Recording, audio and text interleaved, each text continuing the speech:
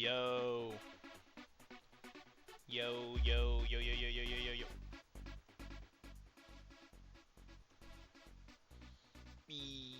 Yo, yo, yo, yo, yo, yo.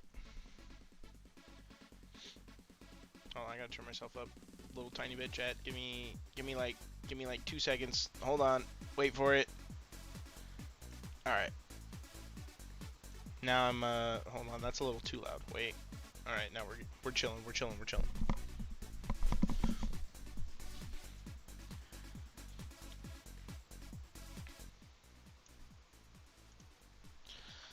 Okay. Chatterinos. Type, I don't know, something in chat. Type a word, a letter, a phrase, an emoji. Uh, just don't type any gamer words. That's all I ask.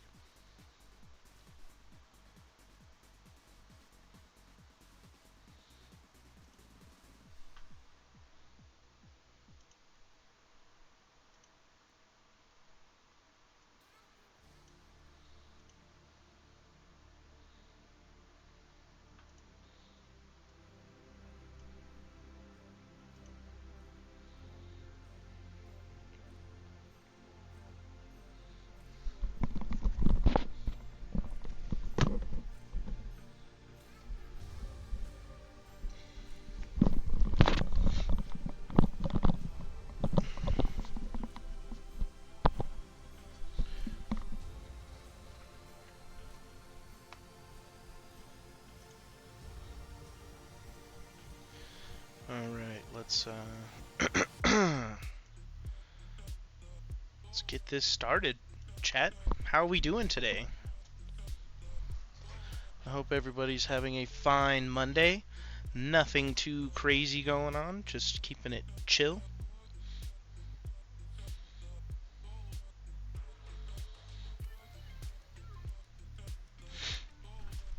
Um, so today's stream's gonna be pretty chill. Just gonna watch some YouTube stuff. Then probably play a little bit of Stardew, maybe something else. Not sure yet, but it's looking like definitely gonna just hang out, watch some of this stuff I've added to the playlist or the watch later list, and then we'll see what happens.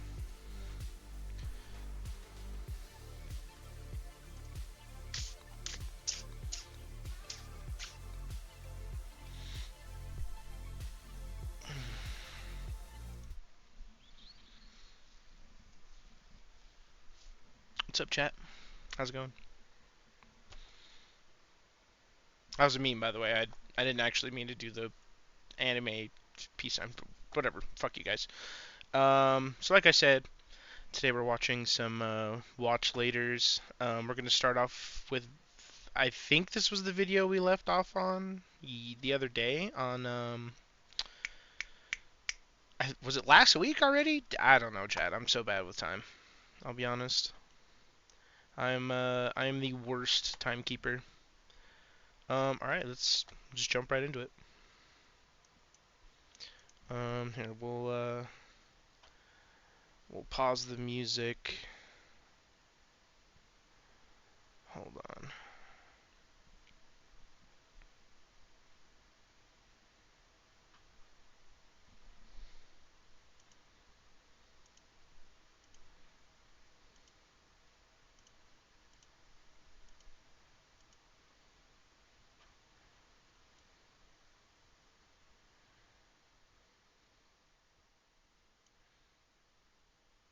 Weird.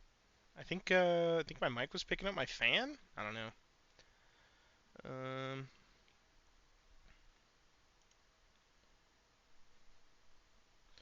all right, let's pause this.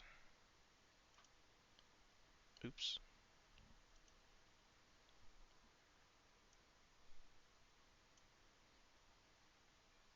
Okay, there's no freaking sound, dude. What the hell? I had this set up yesterday.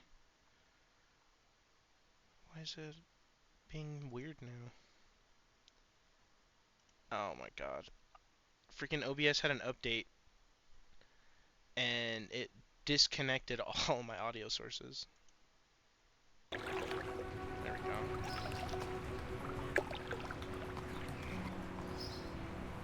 Oh, okay, chat. So to preface, this is a video from World of Warcraft about, I believe, if I remember correctly, this is the quest that didn't get made to purify a weapon in the game called the Corrupted Ashbringer. At least I think. I could be wrong. I could be completely, totally wrong. It's happened before. Okay, show less. Varigan's dope, though. If you're ever interested in learning anything about WoW, just lore-wise, you don't even have to play the game. Check him out. I'm here. Hey, Wild. Nice to see you. Let's go. Hey, Pops. Good to see you, too. I was just talking about what this video was. I'm sure you probably have seen it, Wild, or have heard of it.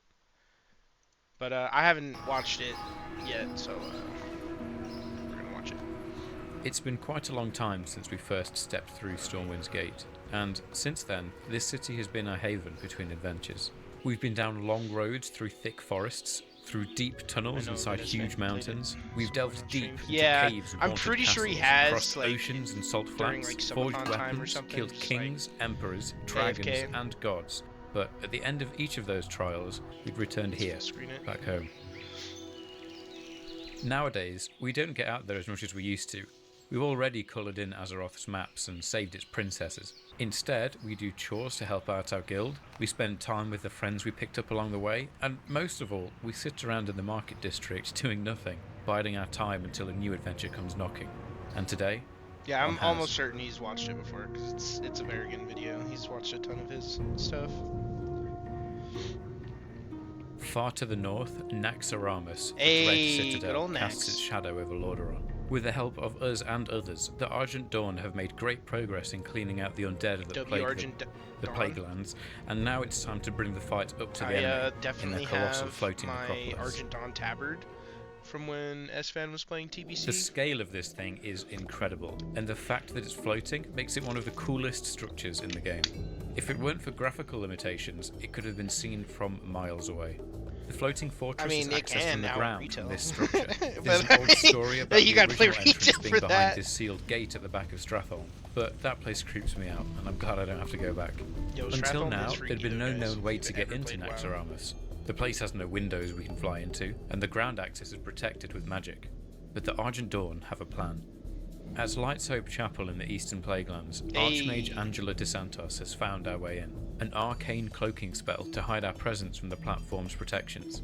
She has the power to unlock our attunement to the raid and will give it to us freely if our reputation with the Argent Dawn is at Exalted. You see, this is perhaps the most ambitious operation the Argent Dawn have ever tried to pull off, and they'll only let those in on it who they can trust. This means that the key to Naxxramas has 3 different prices. There's the aforementioned free attunement for Exalted characters, the uncomfortable fee for revered characters costing 2 arcane crystals, 1 Nexus crystal and 30 gold, and the painful fee for honoured characters costing 5 arcane crystals, 2 Nexus crystals, 1 righteous orb and 60 gold. Okay, These that are seems all valuable a lot endgame worse. items. The arcane crystals, which came up in my last WoW video, are obtained from endgame mining nodes. Enchanters get Nexus crystals by disenchanting Epic here, the sort of stuff normally found in raids, and righteous orbs drop from Stratholme, arguably the most endgame of the endgame dungeons.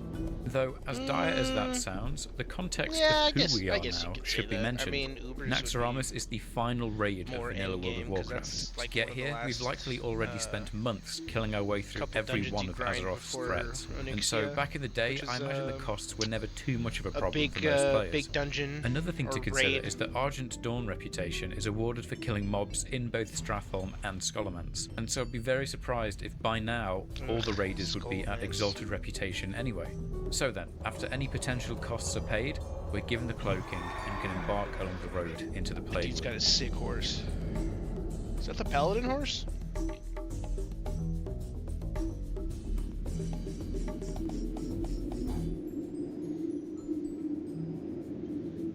Here's the platform up to Naxxramas. We have the cloaking. All we need now are 39 other heroes to storm the place with us. Oh, that's handy. Let's get up hey. What a mighty convenient raid group. That's funny. We're in. Oh my god. Press the lock on the captain's CNI transponder. Oh, hold on. There we go. Dude. We enter into this large chamber at the center of the whole Classic. necropolis.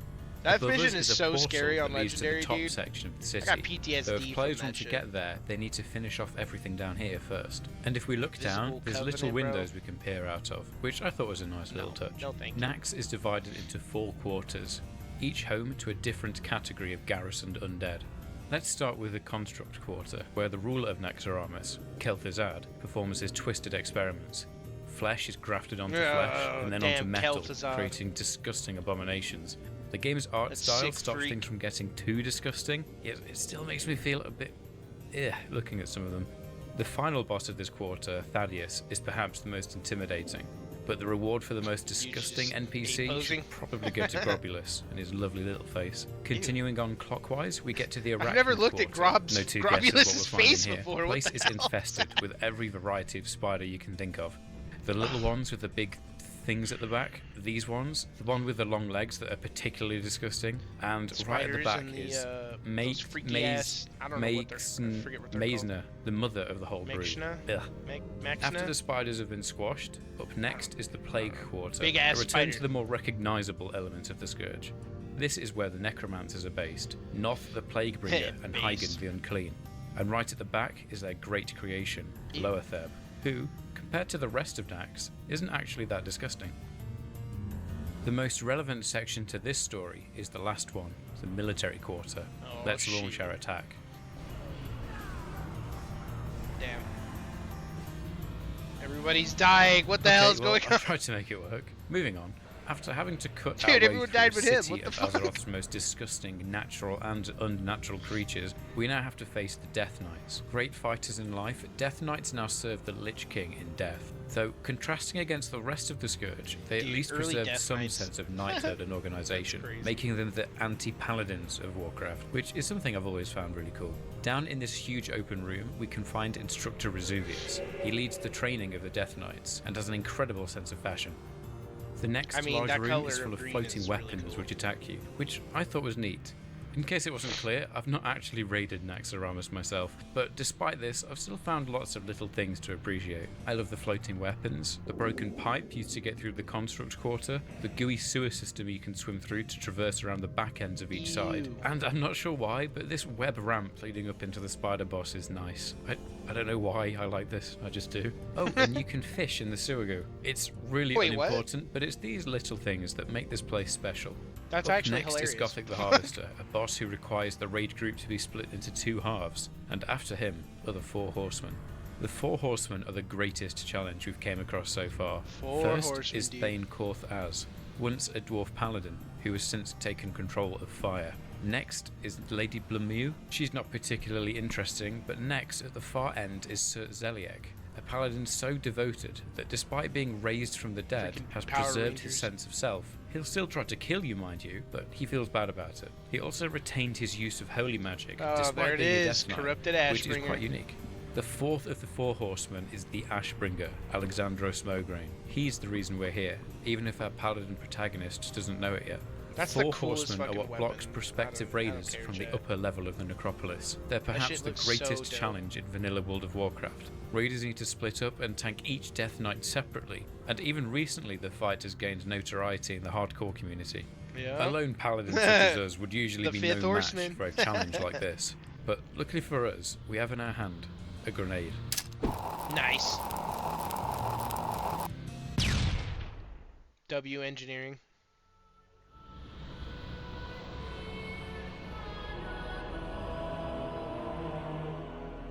Easy first try.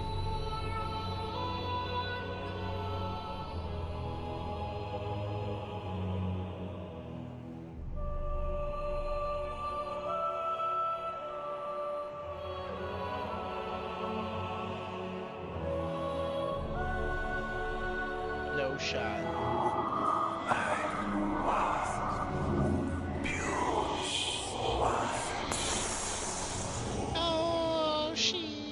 I should give you more context. Does the sword actually talk to you, chat? I have no idea. I've never gotten one. I love flight fees.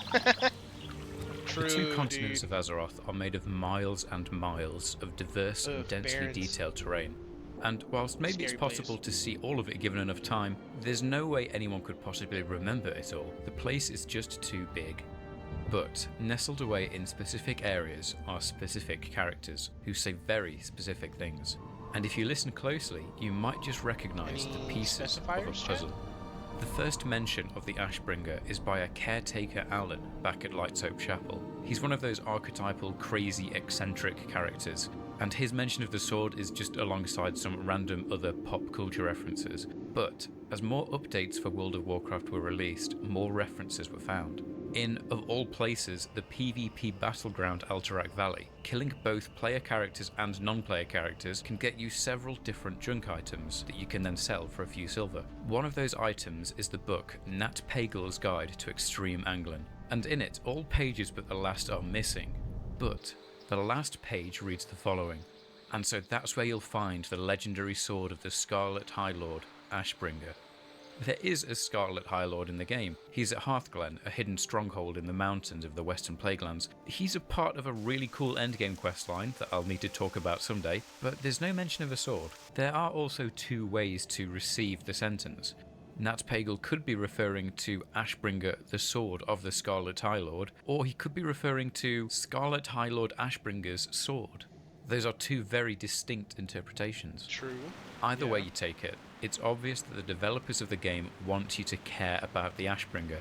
And I don't know about you, but one passage in a book about a legendary weapon is all I need to start looking. I mean, hey, dude, I've done Our next lead hell of a is lot in a more place for you'd way never less in expect. Skyrim, bro. On the other So, continent, in the ancient elven You ruins, now known as even in Direwolf. fucking Inside Oblivion, the dude, you ancient pick up a elf rock and all of a aristocrat, sudden Prince it's like mega Tortheldrin. important. You gotta travel Tortheldrin 4 runs hours the for a library of the questline. Chendralar, who have all survived down here thanks to this thing.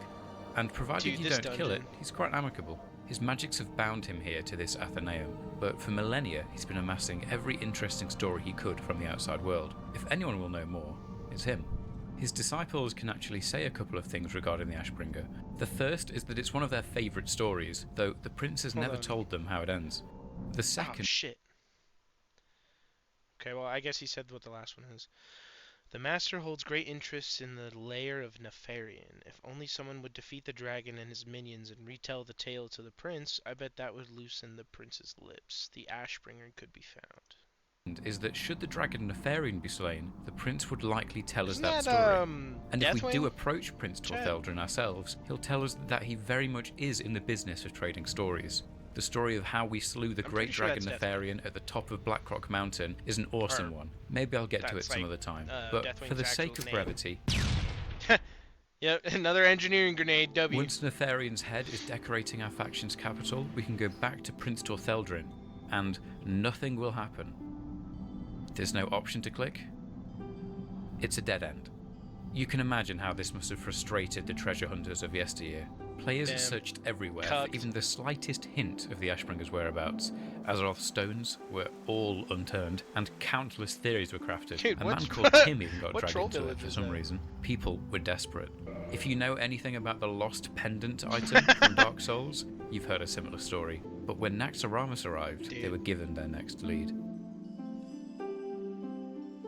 At the time of the arrival of Naxxramas, there are 4 high-ranking clergymen sat at a table in the Lightsoap Chapel. One of them is Angela De Santos. She was the one who took us down this rabbit hole in the first place with her arcane cloaking. But important to this story is a conversation between Scarlet Commander Marjan Those shoulder of the pads Scarlet were Crusade fucking and Commander cool, Eligor chat. Dawnbringer That whole of the outfit's Argent dope. Dawn. With the floating city looming above them, both religious orders are desperate for a plan. Margin suggests recovering the Ashbringer. Eligor gets very angry and incredibly sassy.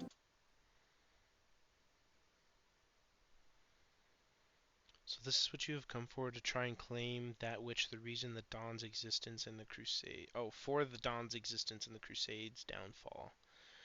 With your words, Commander. The Ashbringer is dead, there will never be another like him. The Lesser Mulgrain is a far cry from the man his father was.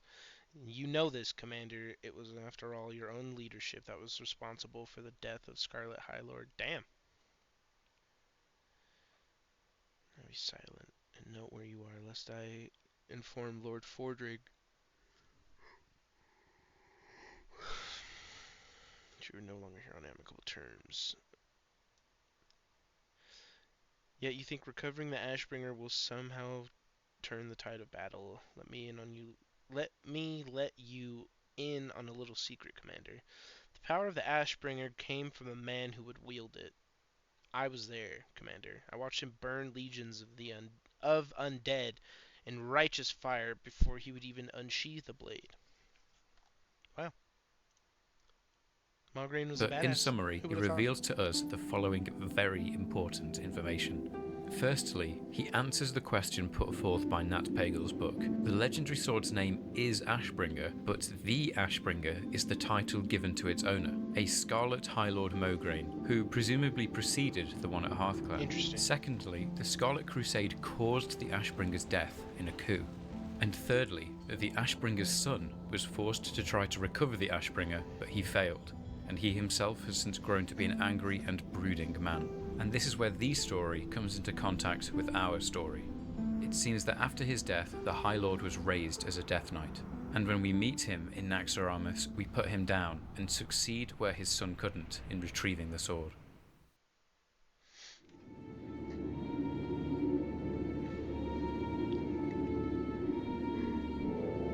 The letterbox, dude. It's so good.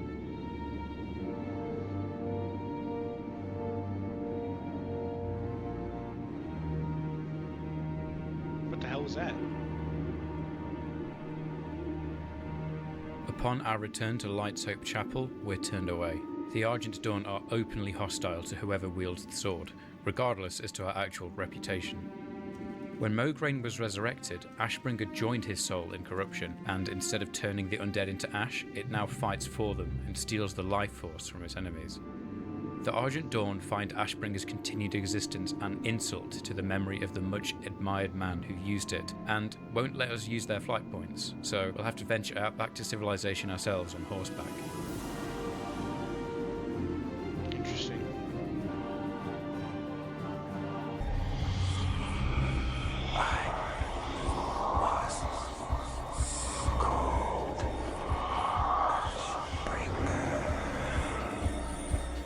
Hey, what's up, man?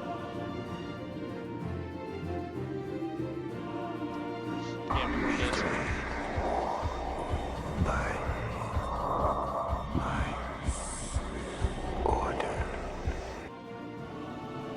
Dude, I like the flood music.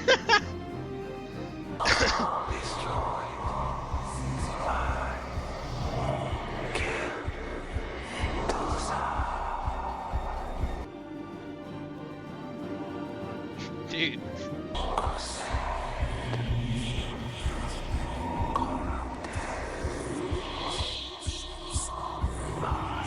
Bro, Monka W. What the fuck?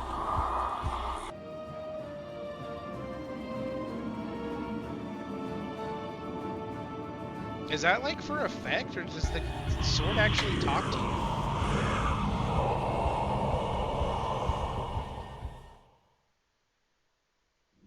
I may have glossed over the most important part of the tooltip for this weapon. Inflicts the will of the Ashbringer upon the wielder.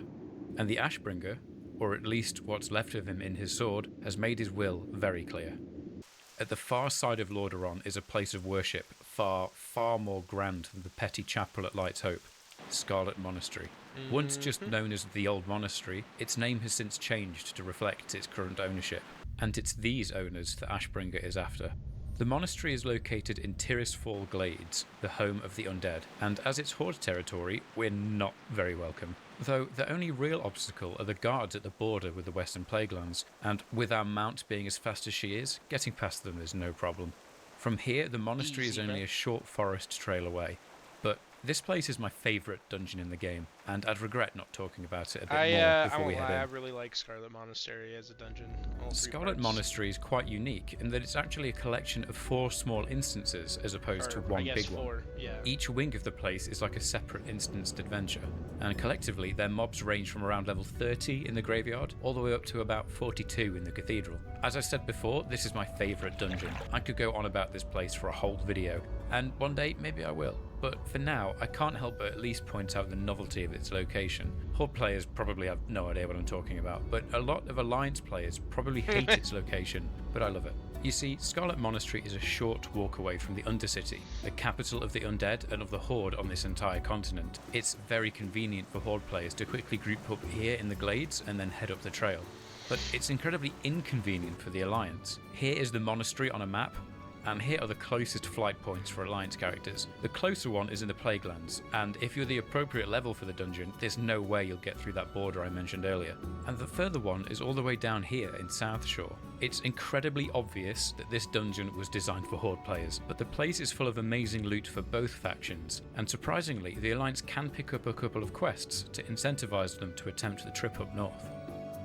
This trip up north for me is more like a pilgrimage. It's one of my greatest memories of my first time playing this game. There are several ways to make the trip. The first is to corpse run through that border. I don't recommend that. The second is to take a huge detour west from Southshore until you can see the Shadowfang Keep, and then to go north up into Horde territory into Silverpine Forest, taking the road all the way into Tirisfal. It's quite safe, but it's quite a slog. The third is to head north out of Southshore, skirting around the west of Alterac and passing the sealed wizard city of Dalaran. Then, following the shore of Lordamere Lake up to this nice little cottage, before swimming over and around the back of the Undercity. Another way of getting there is from heading east out of Southshore, and then following the mouth of this river all the way up to the entrance of the Plaguelands, but instead then going west and going down this valley right down to that same cottage.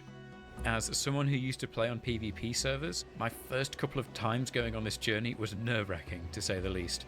Though I first got into this game during Classic with a guide up on my second monitor, I imagine that back in the day, improvising a whole group all the way up there must have taken great determination and preparation. A lot of people would find these long journeys a complete waste of time, and it's a big inconvenience, definitely, but without these hurdles, I'd never have remembered this cottage, and that's a memory I cherish. Skyrim and Oblivion spoiled me with that. Fallout 2, you could just walk a direction. Nothing in the and, monastery is out of the ordinary. But on our way to the cathedral, the guard watching the door kneels. For years, the Scarlet Crusade had been waiting for a chosen warrior to return with their weapon, and today is that day. Interesting. I didn't know that. +1 RP.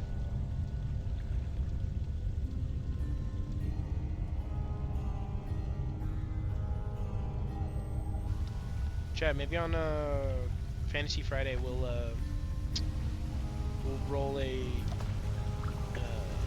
retail WoW Paladin and just ass blast it.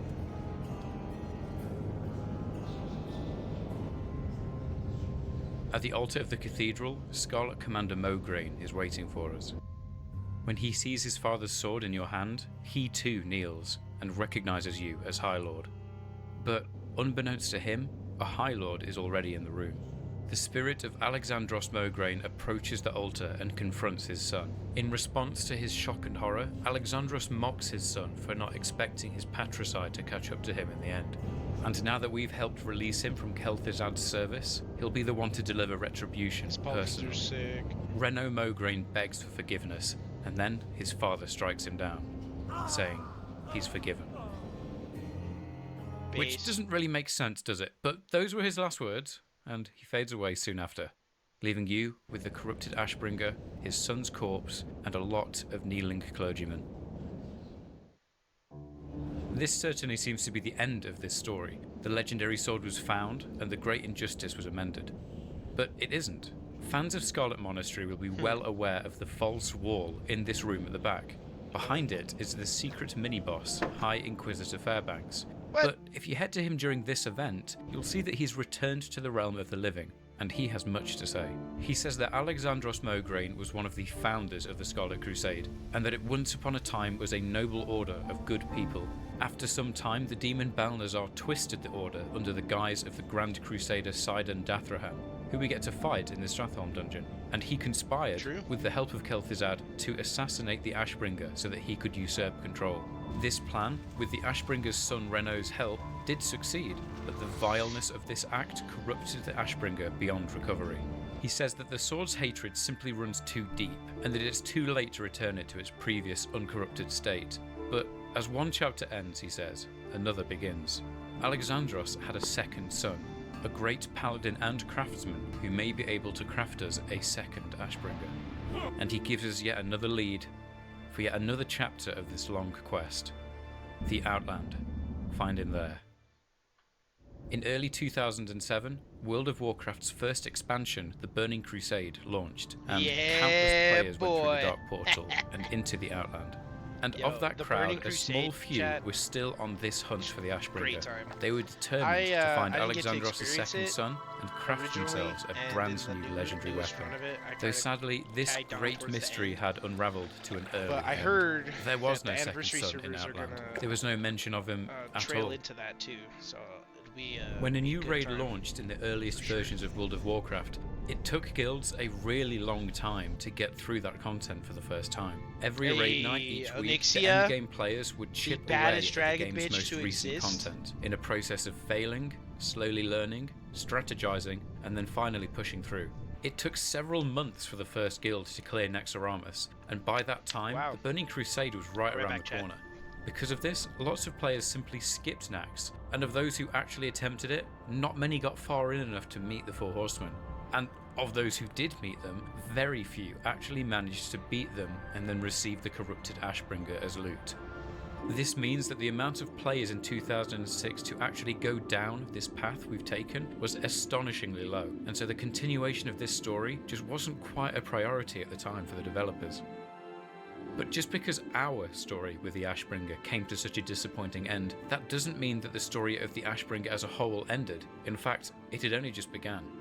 It wasn't until the Burning Crusade that the Ashbringer was actually given its origin story as a little bonus event during the Escape from Durnhold dungeon, and not too long after, it received its own 4-issue comic series. The comics would go on to retcon a large amount of the story we've just been through, but it does properly flesh out all of the characters, as well as actually introducing the second son. His name is Darian, and his story continues through the comic and into the events of the second expansion, The Wrath of the Lich King. Darian ends up becoming a Death Knight like his father, and the Ashbringer finds itself in the hands of the paladin Tyrion Fordring, who purifies the Ashbringer back to its uncorrupted form, then using it at the end of the expansion to destroy Frostmourne and defeat the Lich King. Tyrion holds on to it for several expansions until Legion, where, finally, after all this time, the Ashbringer ends up where it has always belonged, in the hands of the player. As someone who primarily plays a paladin, the Ashbringer is of course the ultimate symbol of my class fantasy, but its story serves everyone as an outstanding example of World of Warcraft's grand adventurous spirit. As its mystery reveals itself, it shows us more of the unforgettable experience that this game can be, and also offers a great window into what could have been. Thanks for watching.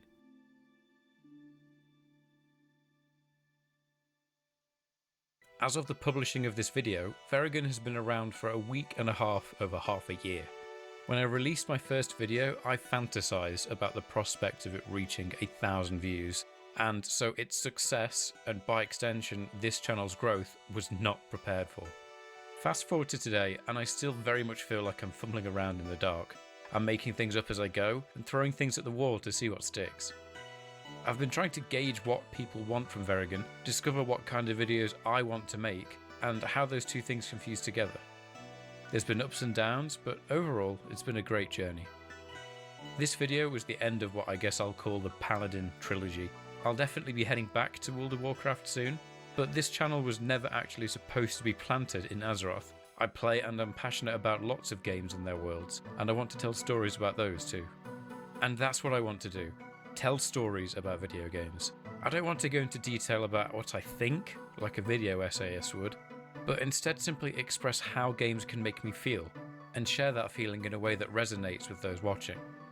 I still don't quite know how to make these expressions, and so over the coming months I'll be trying out new formats, going on new adventures, and making new discoveries, and I hope you'll all be coming along with me. My Discord server has now passed 60 members and already has a nice little community. If you want to join us, or if you want to be kept up to date with the channel, the door is open and the link is down below.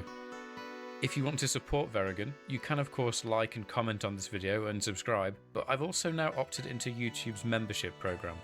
Right below the video title is a new join button, wherein you can choose to support me with money on a monthly basis.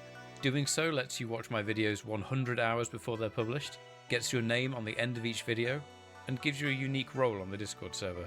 I know it's not much, but if you have the disposable income and you want to help strengthen my incentive to take this channel further, the option's there. Thanks again. Oh, okay, chat, I'm back. Hello and 60 welcome back to members. another episode Wait, of what? Ranking. What did I miss? I missed something.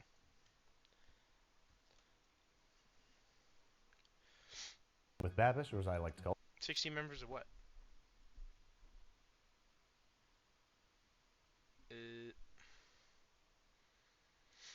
Sorry, Thank you, Ms. Ravish. I'm Today babysitting we're doing chat things a for little my differently. roommates, Instead of so I have to ranking go, foods from grocery stores or double check restaurants, on the kiddo, I'm make going sure to he's rank okay. foods from fiction. Just, One fiction gave him in breakfast particular, while it's Bob's like brunch, Burgers. really. There's a near unlimited amount of burgers to choose from in the Bob's Burgers diaspora. I never use that word correctly. Ooh, Pops, if you're still watching, you'll like Lexicon. this. The Bob's This is- Burgers he's lexicon. doing all the, so we picked Bob's Burgers. the top 20 Bob's Burgers. Or I guess the top 20. How are they the top 20? Don't worry about it. Today's episode is sponsored by Lumen, a unique tool that can help you improve your Skip. metabolic health. Skip, if your skip, metabolism skip, is your skip, body's engine, then food is your body's fuel. Off your purchase. Well, Brad, it's a certain somebody's birthday today, and I'm waiting for burgers. any birthday so, havers? I can think of no better use of my time than whipping up a little cake. Little birdie told me, that birdie being the birthday boy himself, that his favorite cake is coconut cake. So I'm going to make that Tom Cruise coconut cake. Thematically appropriate? 5th? No. All right, the first burger's here. Well, happy late birthday, Okay. Will. Thank you, Rachel. You are welcome. That is the Don't Get Creme Fraiche with me. So this one has an herby creme fraiche, a little bit of blueberries. I'm sorry, what? I know, yes. Dude, why sour cream blueberries on a and burger? blueberries on a This is from burger the is already cookbook? crazy. That's from the cookbook. Okay, so the official Bob's Burger literature specifies this to have blueberries on it. Yes. Are these That's- just whole fresh blueberries? Yeah, I did a little bit of salt, a little bit of sugar, cooked them macerated down a them. little Okay, I see. exactly, Macerated? and then did That's a such a little cool drizzle word. over top. A little fresh spinach to cut it. I don't know, And you got some dude. dill, basil, Like, parsley, little lemon. I can zest, see and that creme for fraiche. Yeah, like we a are starting off bagel. strong. Very Let's see what happens here. Not feeling super optimistic about this one. Oh my god. This is the problem with opening yourself to new experiences. You get hurt. So you should just never do that. I would describe it as a spinach salad with a lovely dill dressing and blueberries, You know, which I all love makes super early pretty good Babish, but sense. goddamn, he's But then becoming you threw a pretentious. burger I in there. mean, And I'm gonna have another bite of it. It's not like disgusting. I guess. I don't Surprisingly. know. I don't really see it. I guess I don't really watch that much of Babish I kind of have a either. soft spot for this There's only because a couple the one videos time that I went really to catch Italy, my eye, like this one. in Florence, I went to a place called Acqua al He's Due, just making shit up. and there they served a No. blueberry The steak. other I guy. chased that dragon for probably 10 um, years after I that forget his experience. name. I'll find So it. this is kind of I think I scratching a follow him weird though. He old wears itch for me. glasses. I I wouldn't made eat a. this whole thing. I don't think. Or I think I would if was posted it hungry, but I'd be like, in- why did I? Why I don't did think it order was in that? Why Escort. didn't I just get something with In bacon S fans on it? Discord. Bacon and blueberry. Actually, that'd I be think it was pretty in good. Tay's There's things happening Discord here that are about working. So, the fucking dude where he's just shock like, of all oh shocks. yeah, we can make I'm gonna give it a McDonald's at 6. home. Let's just Not use badly A5 done. Wagyu beef. Bobathy. I forget his name though. Eggers can't be choosers. Yeah. Cheesers. Eggers Wow, can't be Joshua choosers. Weissman, one that in guy. there. You gotta get the full pun. Yes, Little Friday. That's what I- Wow. Some classic bread. Now that Just guy a is pretentious frickin' as fuck. breakfast He burger, pisses me off the way sometimes. Like, burgers were meant I like to his be. videos for like the Give it a little creative milk pop here. ideas, but like he takes it Can't way see how too this could possibly seriously, go wrong. and it's like, dude, people aren't gonna have. Here, let me pause this. People aren't gonna have fucking dry aged Wagyu beef and fucking black garlic and saffron and like all this shit that's like $200 to $300 fucking dollars a pop just for like a little tiny serving. And like, dude, I don't know. And like he does Um, he does like somewhat different content now. Like his travel streams or whatever, where he tastes like food from different places. Like I think there was one he did like all the places and then all the fries from fast food and stuff. Those I don't mind because he's not cooking and he's not like an asshole about it.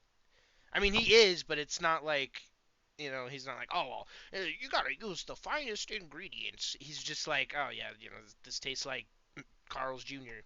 or whatever. Okay, but his early stuff was the same. Like, it was great, and now it's like, yeah. When I first started watching him, I want to say it was in like maybe 2021, 22, and it was okay. But like the last year or so, it's just been like insane fucking like, dude, I'm spending $2,000 to make a $5 McDonald's sandwich, and it's like, dude, come on. Okay, what is this You one? can't do much better than Egger. this. Fried egg Can't be only choosers. adds to the burger experience. Adds fat, it adds flavor, it adds texture. I mean, It that's is a little basically breakfasty, but I would like a enjoy it breakfast any time of sandwich. day. That wouldn't be that bad. And I think eggers can be cheesers. I would do. Because that's what's happening here. Cheesers. The combination itself is going to get a 9. It's just like I mean, bacon, egg, and it's cheese, a except runny it's egg on a beef. burger. That wouldn't be that bad. Cauliflower's cumin from inside the house. What? Yeah. What the this hell one is that nice supposed to little be a reference cauliflower to? steak with Yeah. the cumin dusted over it. I'm excited for this one. I like Yeah. cauliflower steak. How's it going to work on a burger? I wish there was cheese on it, if I'm being honest. Same. But hey, it's healthy. I At don't know. least Cauliflower healthier. in a Basically a burger? salad. Yeah. Let's see what we're working with here. Okay, that's Dude, that burger doesn't meat look great. is It's a a little too cauliflower pink. Like, steak on a burger. What are you expecting? I like my burgers like medium well. Like just a little bit of pink on the inside. Guys, my fucking hair It is wants getting cheese bunged real up bad. in my hood, The and it cauliflower is nice. keeps It's tickling like me, and adding it's starting to piss me off. a very unintrusive texture. Like it's crispy around the edges because we fried it, and it's got the nice little cumin flavor. It's not nothing crazy, but nothing terrible either. I don't know. I keep eating it, so it's a 6 because it's like not bad. I don't know. But it's Dude, also, wait, it he wants gave cheese, the it other wants one a something. 6 too with the Had berries? Every breath you tikka masala, a tomato, A tikka Kashmiri masala chili burger? mayo, and then with a little bit of grated garlic as well. A tikka my masala spice glasses are blend, filthy, dusted chat. that I over can't the see it. patty, gave it a quick little sear. Smells fantastic. Right? Looks lovely. I don't know. A tikka That's masala delicious. burger That's would be interesting. delicious. Spices are just right. Again, another burger I'd try without it. cheese. What are we doing here? But doesn't need Yeah, it. but why would All you the put mayo, cheese in a tikka masala? Super though? rich, really flavorful. I love it. That's just This guy's crazy. getting an 8, which for a burger with no cheese on it, that's an accomplishment. This dude's a freak for cheese. People have been saying my job's too easy. Well, time to prove them wrong. Finished adding the wets and dries, so I have a complete batter here. Oven's preheating. Now it's time to grease up that pan. But first, the next burger. It's fun to stay at the Ruining British food? That What do looks you mean? beautiful. British Why food's already is ruined. R-Y-E, so there's some Good difference job, there. Americans. The What do you M, mean? mustard. British The A, food is avocado. already bad. What are you The M, talking about? Cheese. Okay, let's see what happens. You're crazy. I Leon, you're want a little crazy. more from it. I want it to want Need more I for remind itself. you of the bread And, sandwich? that's self-sufficiency. Teach a man to eat burgers for a day. Teach a man to battle. How is tikka for masala life. British? There is Yeah, the no avocado, fucking It's way. a little too mushy. I mean, I'm not a big fan of avocado on sandwiches, if I'm being honest. It's just fine. No. There's no way.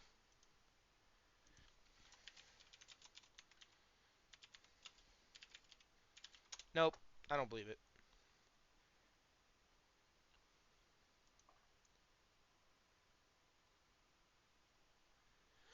Okay, listen, pal. That is not the same fucking thing. Okay?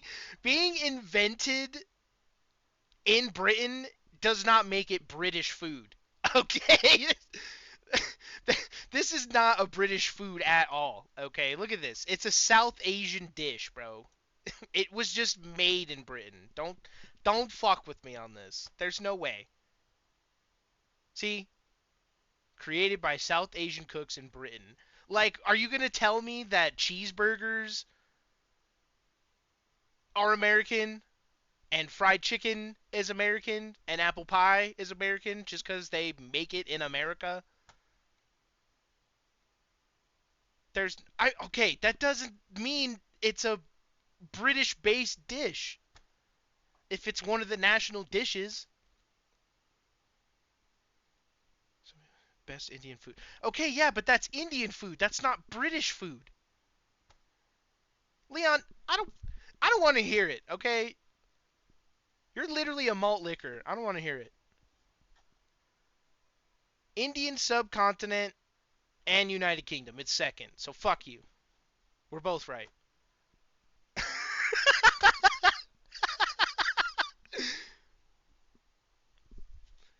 You know what? Fine. The UK doesn't have much. I'll let them have this. They're at least using all the spices that they stole fucking hundreds of years ago from everyone around the world. So, alright, okay. You know what, Leon? They can have it. They conquested the dish. Okay, you know what? That's fine. I'll accept that. I'll accept that.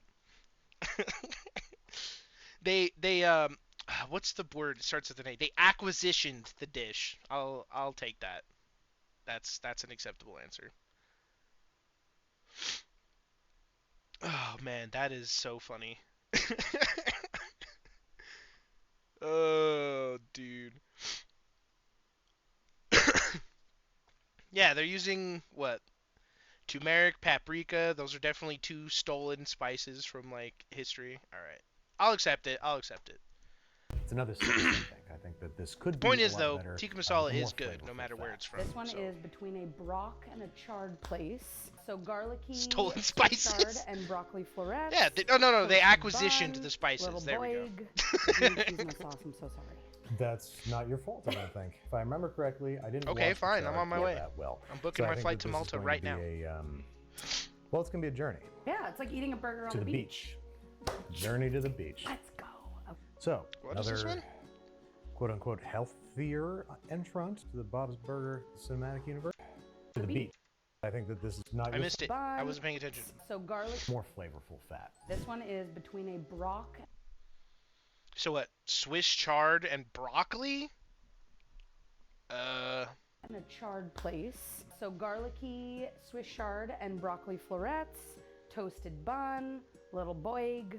There's no cheese. I mean, and sauce. I'm so sorry. That's The not Swiss your chard fault, I wouldn't think. be If I remember bad, correctly, but I that's didn't like a watch the lot chart of it. all that well. That's a So lot I of think that this is greens. going to be a well, it's What in going the to be a Bob's journey. Burgers is this? Eating a burger on the It's beach. Bob's Burgers. These are all Journey to the burgers of the beach. day from the show. So another quote-unquote healthier. Dude, entrant again, to that's the too Bob's Burger pink. cinematic universe. Like the whole inside of the burger is pink. I don't know, dog. I'm not down with raw burgers.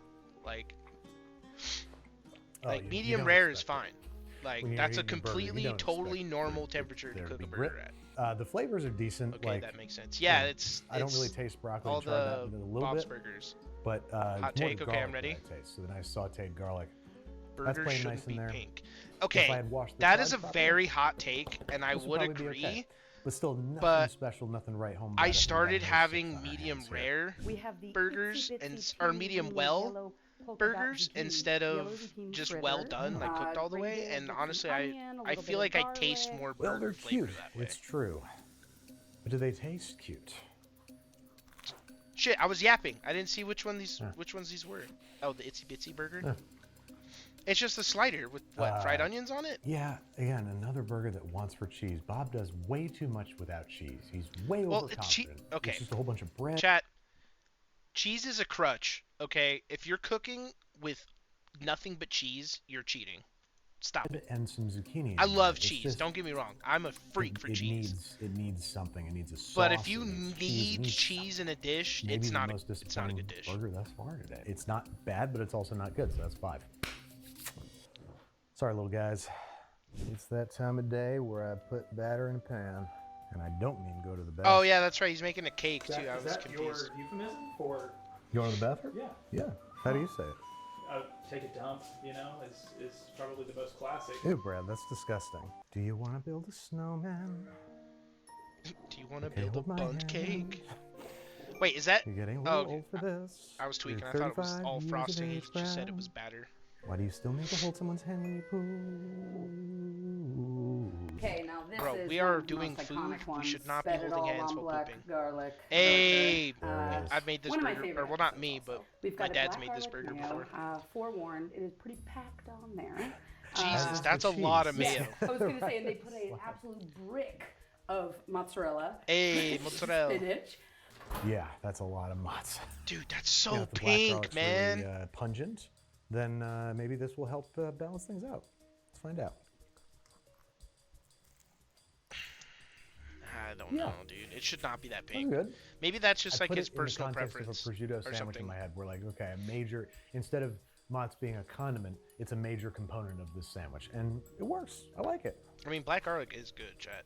I think it's a 7. It's The crazy black expensive, garlic though. is a very pungent flavor, and the nothingness of the mozzarella sort of like, it gives it a bigger field to play on. You know what I mean? I don't. What you doing? I thought we were Rotating the cooking, not cake. playing sports. Don't get What are we excited. doing? Rotating a cake for who? Oh, Brad. When are you gonna learn that I know it's your birthday? You stupid idiot. It's the final countdown. Sorry, I had to do that. It's The called the what? final countdown. It's in your contract. Yes, thank you. Okay. Thank you. Yes, actually, that is. We have was- Swiss cheese, double that's Swiss terrible. cheese, because you haven't had cheese in a minute. You need a little extra, you Oh, know? thanks, yeah. Absolutely. Spicy mustard, classic sauerkraut, toasted bun. Yeah, Sounds it can't great. be bad. Yeah, no, there's no way this is No, bad. no. Unless you don't like sauerkraut, cheese, and burger meat. And there is a fair amount of kraut. I don't know. I don't want that to be mustard. I want it to be French dressing or Thousand Island dressing. It just goes so I much ain't gonna better with lie. I don't think sauerkraut. I've ever had I think sauerkraut. it's still good. It's sauerkraut. I it's should. cheddar. I do want to Yeah, try it's it, fine. but like I just Yeah, nothing don't. to I want it complain like about. fresh, not But like nothing to write home about. store bought. But If that nothing makes sense. bad. But nothing that good either. Is that another 6? We're just laying out 6s today. Today's the day of the 6. This is the last of the Mohicama. It has a jicama Dude. slaw, julienne, Oh my jalapeno, God. red bell pepper, Okay, the red last onion, of the Mohicama, tossed with bro. lime, olive oil, salt. This is gonna be a wet burger, Yeah. and I don't like a wet burger. Gross.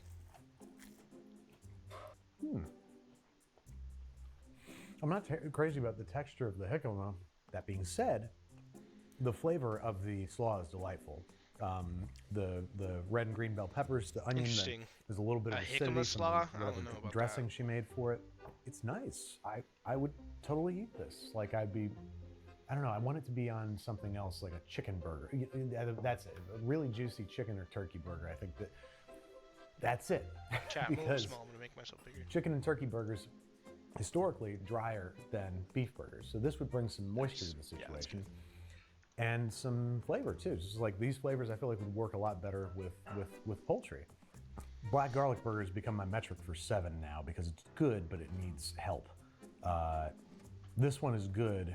Doesn't have cheese on it. How could it possibly have the same score as black garlic burger? That's mostly cheese. I'm gonna give it a 6. It is tasty. It is quite tasty, but it's another was looking 6. for The poor 14 mods graphics person. and got It's just going to distracted. be the longest line. Gee, I With, wonder what you got wings. distracted by. Surely it wasn't. Wow, that you last know, burger was anything something, huh? inappropriate, right? Well, now I'm making a cake again. This is Right? how we should do it every time. I get confused. I make mistakes. It's totally jarring for me. I guess that's normal now that I think about it. We have another classic, the Baby You Can Chive My Car. Would you call it quintessential? I got Yeah, it's distracted by your iconic. stream. Yeah. Good. It's You should be iconic. distracted by my Yes. stream, nerd. So we have some fried pickle chips. We have a sour cream. Oh, and dude, I chive actually want to try sauce. this. This was Okay. this was like a really cute Zero burger I value to saw eating in an these on episode. their own because Baby, you with can this chive sour my car. cream and chive sauce, this is really where the magic happens. There you go. Okay. Yup. That's a good fried pickle. Chat, my hair's falling out. Looks like she went nice and sparing with the sour cream sauce. That's ideal. You don't want this Stressed. thing dripping in sour cream.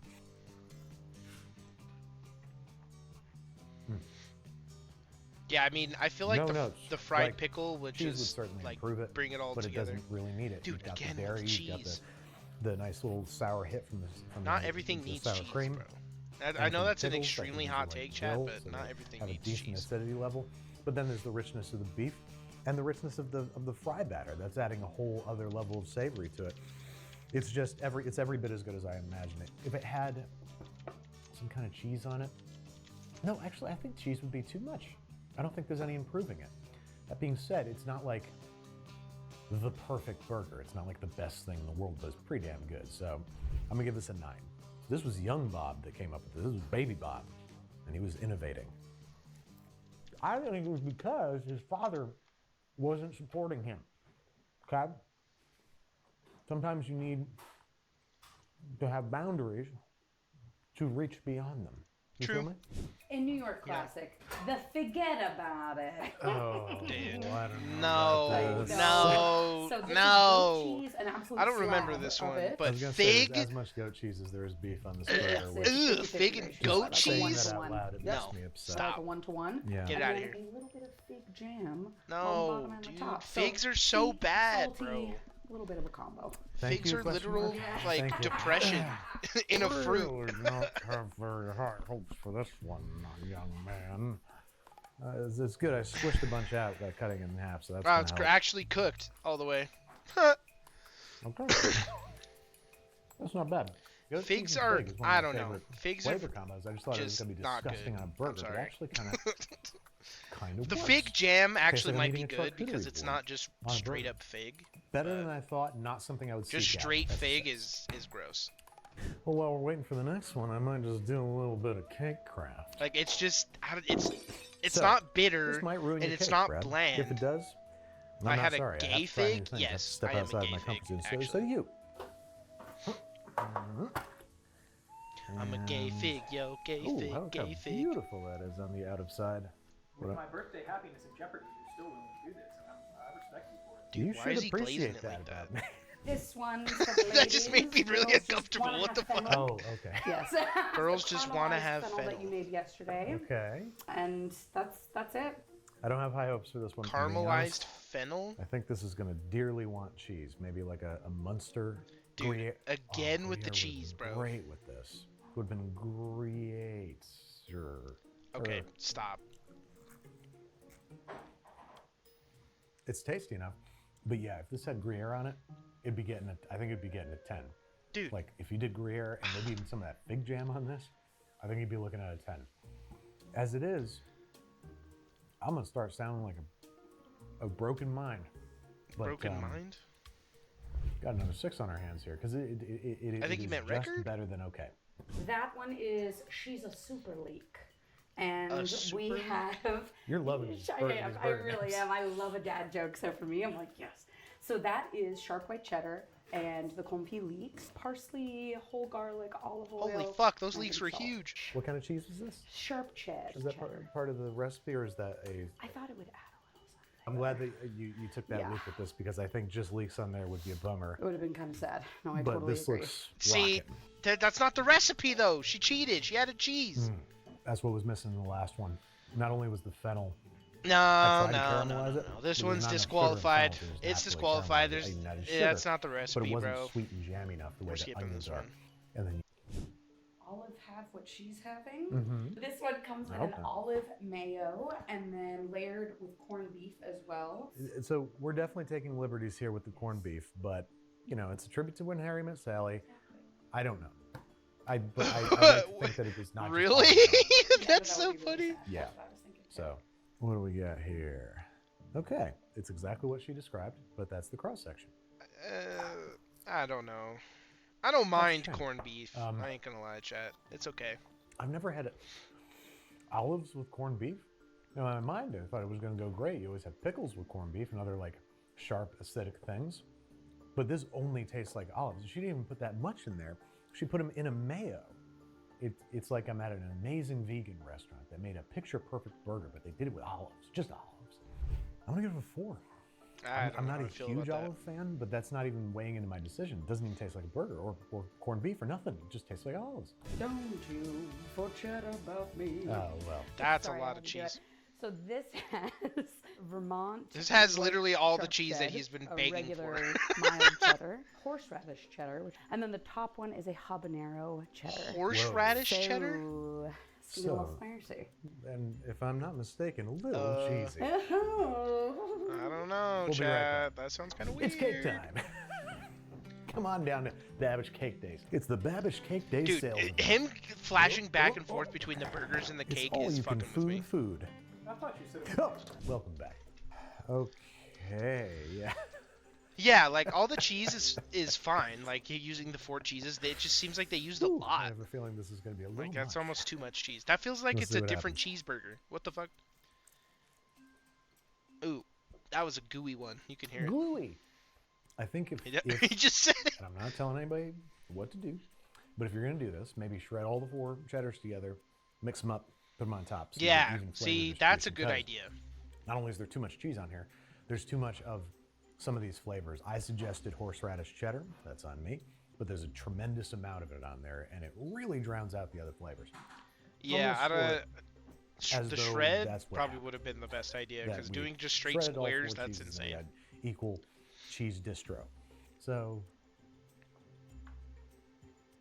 9, I guess. The burger with cheddar on it's already What? a 9. This is, if anything, an upgrade, but could also be seen as lateral. I don't know about no It's a 9. This is a 9. I'm guacing here. Sorry. Dude. We have pepper jack cheese, a little guac. Now I know you're not a cilantro man, so hopefully there's not too Oh, much in there. dude, he's But got the it's- gene yeah. where the You better cilantro look tastes out, you like better not soap. cry. L. You better not shout. It's pepper jack time. L, bro. Cool runnings.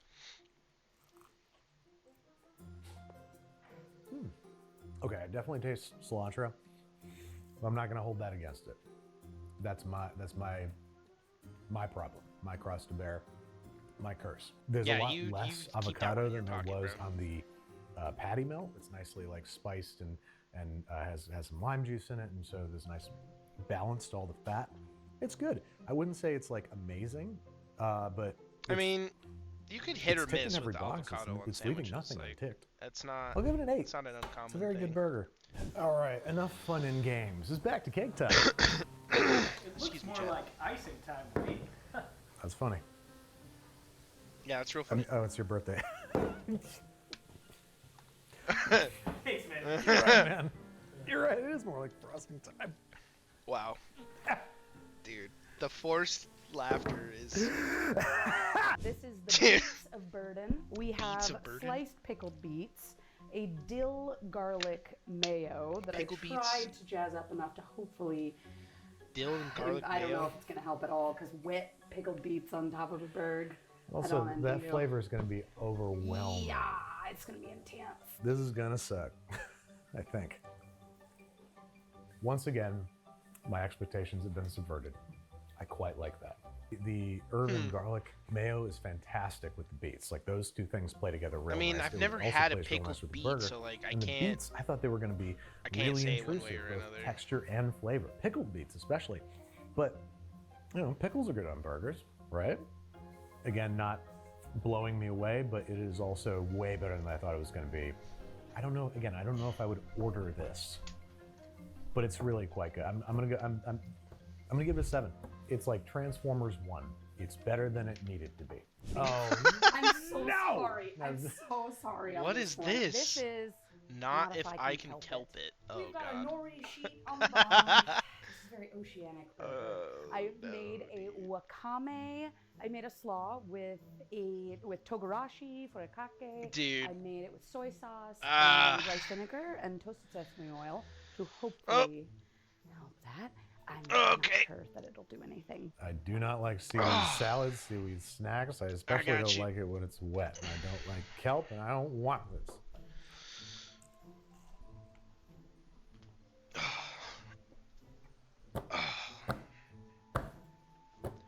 Dude, the kelp is probably really bad.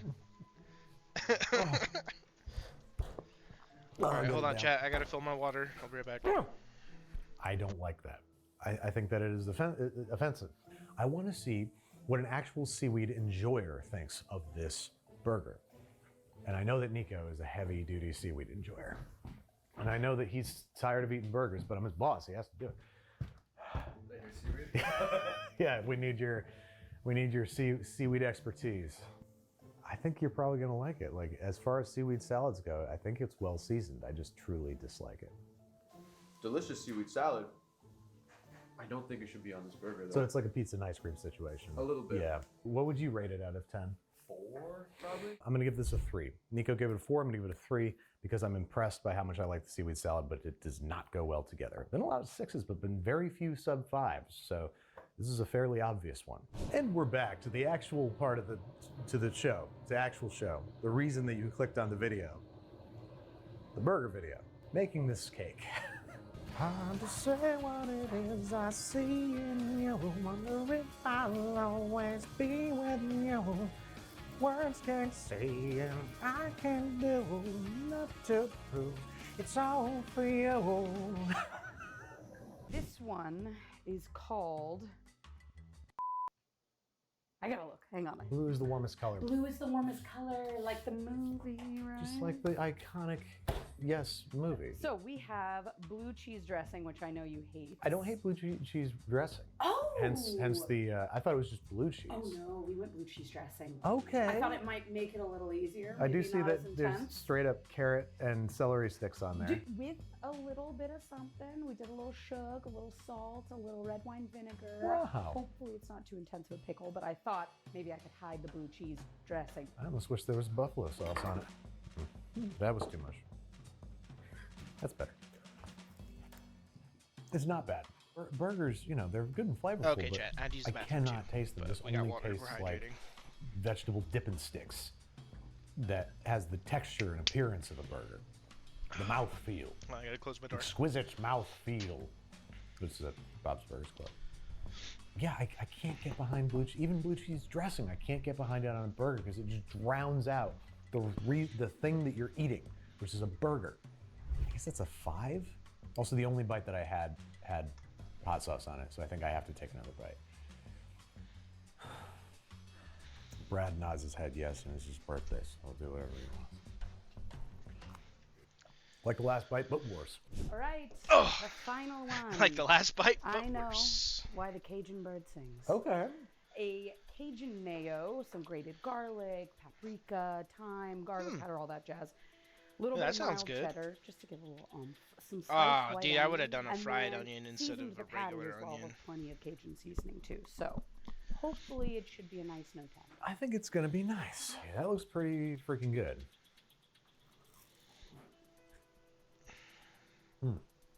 Chat, don't forget, if Might you be have another one a from the website. Prime Even though she sub, put please Cajun use it seasoning here. in the I need patty, that the patty is so like desperately. still I'm nice begging. and loose, so she I'm must not have actually used begging, salt, chat. 'cause Don't salt forget to would bind follow the if proteins you haven't together and already. meat, and this one's like Subscribe if perfect. you want, but you And know, the flavor's all really if you've great. got that Amazon Cajun Prime mayo's sub, just use right, it here. especially with the you raw know. onion on there. We've got the Everything's schedule working up. We're together, gonna be and as sticking much as to I am it. sick of burgers. We're kind I'm of going to give testing this the the waters, 10, what we're going to be doing and each just day, because but I those feel are like going this to be is the right way days to I'm do things, streaming. I'm going to retroactively So bump I would the greatly fried appreciate egg the one support. up to a 10. And, you know, Because thanks if for this hanging gets a out. 10, then for that sure. should deserve it. That's another perfect food item, and I think that this is as close super to perfect cool as of you a, guys. a themed Okay, that burger was can bad. I'm get. sorry. Because it tastes I take decidedly back. Cajun, but it's not stealing the show. It's not overwhelming, and it's still very much a burger. I'm having a no, I'm not. I'm done. Well, folks, that's it. And it was accomplished in no small part, in fact, entirely thanks to the incredible efforts of Rachel Dolphy. Just want to bring you on for a little. I loved doing it. It was really, really fun. Time for a nap. Company-wide nap after 20 burgers. Or what about the cake? But That is a now, lot of burgers. surprise, Rachel! It's Brad's birthday cake. Happy birthday, Brad! Yay! Yay, Brad! Knew it! Yay, Brad! Yay, you ready to eat this whole Brad! cake right now? All right, next video. During World War II, most every country involved, Okay, Axis now or this guy Allies, faced some is a sort of truly food enjoyable, rationing for its YouTube citizens on the home front. And this led to the advent of numerous interesting dishes, like this American recipe for emergency steak made with ground meat, milk, and Wheaties cereal. So thank you to HelloFresh for what? sponsoring this video as we examine the American home True, front yeah. during World War this II. This literally time on goated Tasting YouTuber. History. Yeah, true. This guy's super cool. I love this guy. So this Tasting is going to be History the with Max first in Miller. a series of videos that I release over the next few months. Dude, an emergency about steak is crazy. the home front during World War II for various countries, and not just the Allied powers like the US, the UK, the Soviet Union, but also the Axis powers like Japan and Germany. But No, since I don't think it am was from any the meat. US, I It was figured I would milk, start at home and have the first wheat, video be and from or no, it was America's milk point something and of ground view. up Wheaties. Even though we were kind of Johnny-come-latelys when it came to World War II. We didn't even enter the war until a few years after it started, and even then we didn't start rationing food until mid-1942. It was in May of 1942 that the first ration card was distributed to all Americans, and this was focused on rationing sugar. This was followed by coffee rationing later that year, which led people to brew Roosevelt coffee, which was just weak coffee made from reused grounds. And then came the rationing of meat, dairy, cooking oils, and a whole host of canned and processed foods. Sag. And as ingredients became more and more difficult to find, publishers put out recipes designed to make rationing more bearable. And one of the most iconic of these books was Betty Crocker's Your Share: How to Prepare Appetizing, Healthful Dude, Betty Meals Crocker, with Foods goat, Available dude. Today. The book, actual published goat. in 1943, starts off with a section on stretching meat and cautions consumers to watch your P's and Q's. Points and quantities. The points being a method of buying food. Different Dude, foods Look at require that. Look at that, dude. 43 cents for that amount, bro. 41 cents. A slam of ham. Fucking 51 cents, bro. This is crazy. Dude, is that a fucking little T-bone right there? That's 28 cents. Dude. Crazy. different ration points, and we'll Oh, talk I've seen more this about one. it later. I But have you had not. to This has spend been these sitting in my points watch in later addition for, to like, spending money ever. to get food. So it was all about conserving your points. The cookbook gives an example of 1 pound of ground meat, which serves 4 or 5 people and costs 7 points, while the same weight of a porterhouse steak, which could only serve 2 or 3 people, would cost 12 points. Chat, so if you're should, running low on do points, you but wanna you had a be hankering for a below steak, or on top you're of kind my of out of picture? luck unless you follow Betty Crocker's recipe for emergency steak. It calls for 1 pound of ground beef or hamburger, a half cup of milk, 1 cup Wheaties, 1 teaspoon salt, 1/2 teaspoon pepper, 1 tablespoon chopped onion. Place on pan, pat into T-bone steak shape 1 inch thick, broil 8 to 15 minutes at 500 okay. degrees. I didn't see that it had Very beef hot. in it. I Turn thought it was once. like Now, I have yet to try this a emergency meatless steak, steak. That's and why I I was kind of like, think that it's not going to actually taste like a real steak, but at least it only Yeah, costs see, ground beef. 7 Yeah, ration points instead of 12, which a regular steak like would paying cost. attention, I guess. Though if you have no Squirrel ration braining. points, you can always make a ration point free meal from today's sponsor, HelloFresh. HelloFresh delivers farm fresh ingredients Okay, right to your buddy. door, and to cut down on prep time, all of the ingredients are pre-portioned so you can get right to cook. Rigatoni Rosa, with now you can get free breakfast for life by clicking my link Skip. in the description or visiting HelloFresh.com and using my code FREETASTINGHISTORY. You get 1 free breakfast item in every box. skip. History at is cereal, which oddly enough is an ingredient in this recipe for steak. Specifically, it calls for Wheaties cereal. And the reason is because Wheaties was owned by General Mills. And most of the recipes in this book use different products from General Mills let's go with because, Chad, as we've covered in a previous episode, Betty Crocker was basically just a character that was created to sell the products of General Mills, or originally the Shocker. Washburn Yeah. Crosby Company. Yeah. The thing is, since Big Wheaties stunner are there, a flake guys. cereal, I'm thinking that just sticking them into this meat combo, it will lead to a very jagged steak. So I'm assuming that they are being used as a binder of some sort, so I'm going to go ahead and crush them up. Not super fine, but fairly fine. And then I don't think it really matters the order that you mix the ingredients, but the way that I did it was I took the pepper and salt and added it to the meat, and then I added the chopped onion and mixed all of that in, and then added the Wheaties. I mean, that's Once everything was literally just combined, I meatloaf. added the milk, and it took a minute or so of mixing, but eventually everything came together. And then, once Except with everything is Wheaties in it. together, you come to the hard part, and that is sculpting this meat into the shape of a T-bone steak. So put the meat How is onto that a hard? baking That's not sheet that hard. lined with foil. And you don't have to use aluminum foil. They wouldn't have used foil at that time because aluminum was scarce, and there's a war on, don't you know? But I'm using foil because it's going to make it a lot easier foil. later on. Sad. Then start to mold the meat into the shape of a T-bone steak. I think I got pretty close, though I kind of wish I had like a real T-bone hey, steak that looks nearby good to use me. as a model, but I think I did fine. What is most important is that you don't make it much thicker than 1 inch. He says 1 inch, because if it is much thicker, then the ground meat on the inside is not going to cook all the way, and that would be bad. But once your T-bone steak is ready, set it in the oven under the broiler at 500 degrees Fahrenheit, 260 Celsius, and let it broil for about 8 minutes. Then remove it from the oven and flip Broil it. the meat, issue dude? here That's is intense. this is not a real steak. So if you try to flip it like with a flipper of some sort or tongs, it will disintegrate. So the best way that I found to do it was to take another pan that was clean with foil, set it on top, and then flip both of them together, wearing gloves, flip both of them together, and then you flipped your steak. Then put that steak back under the broiler for another 8 minutes or so, or until the internal temperature reaches 160 degrees Fahrenheit. Now, as we finish browning our emergency steak in the oven, let's take a closer look at what rationing in the US was like during World War II. On December 7th, 1941, the Empire of Japan launched a surprise attack on the American naval fleet at Pearl Harbor. The following day, the United States not declared Pearl war Harbor. on Japan, and Germany and Italy Pearl declared Harbor. war on the United States. The U.S. was now officially part of a conflict that had been raging in Europe for over 2 years and in Asia Hell for yeah, over artillery. 4. And almost immediately, the Office of Price Administration, which had been established only months before the attack, set in to rationing certain items to the American public. Just a few days after the attack on Pearl Harbor, the sale of tires was cut off.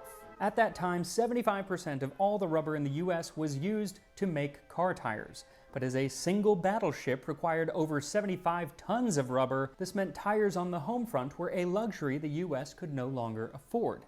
You were actually encouraged/ordered to save your 5 best tires and sell others to Uncle Encouraged. Sam. But should you really need a tire, you could get one, but you had to apply and go through a long process just to be able to possibly purchase one. So it was all about conserving the tires that you did have. And this led to something known as the victory speed, or war speed, which was basically a national speed limit of 35 miles an hour, which reduced wear and tear on the tires.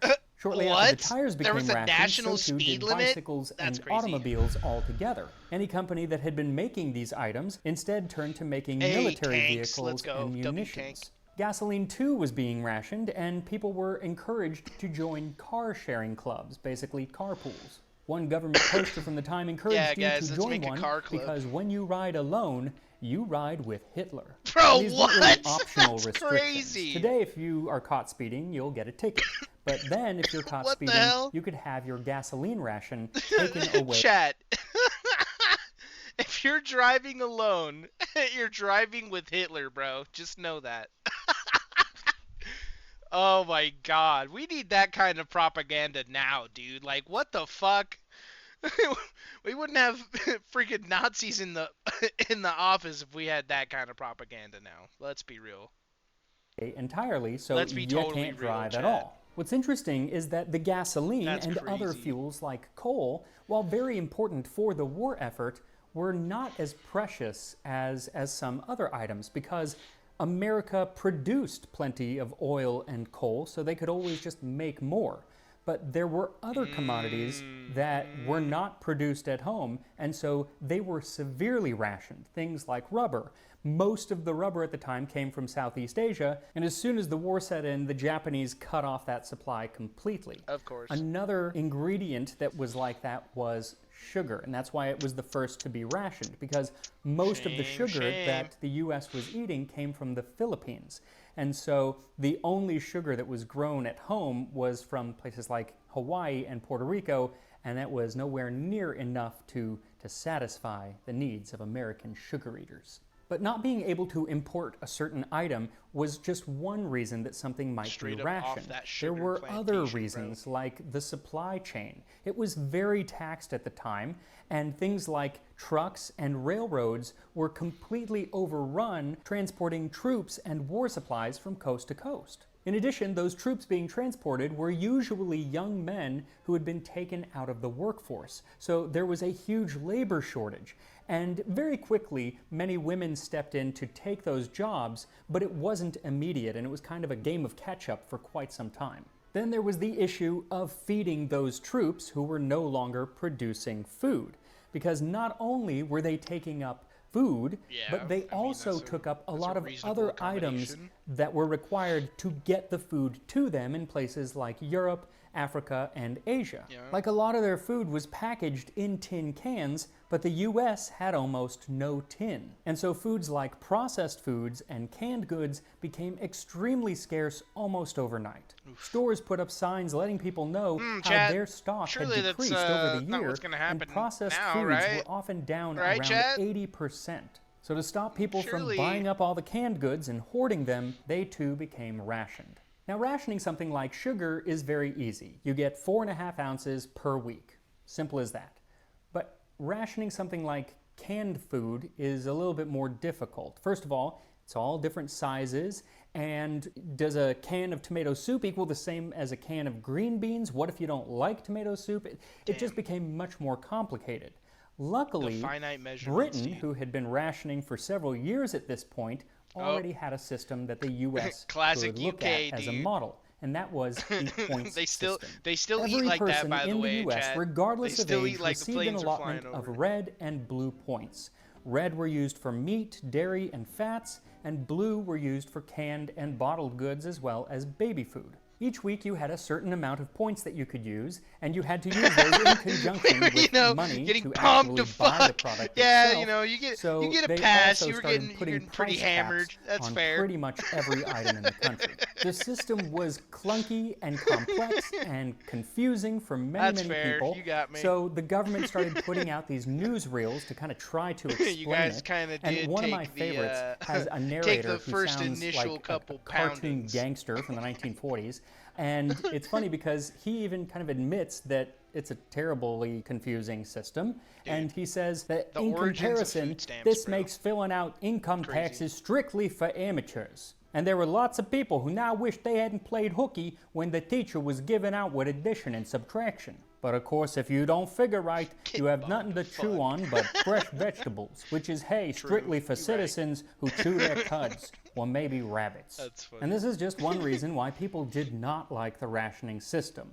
But most people realized there is a war on, and I gotta do my part.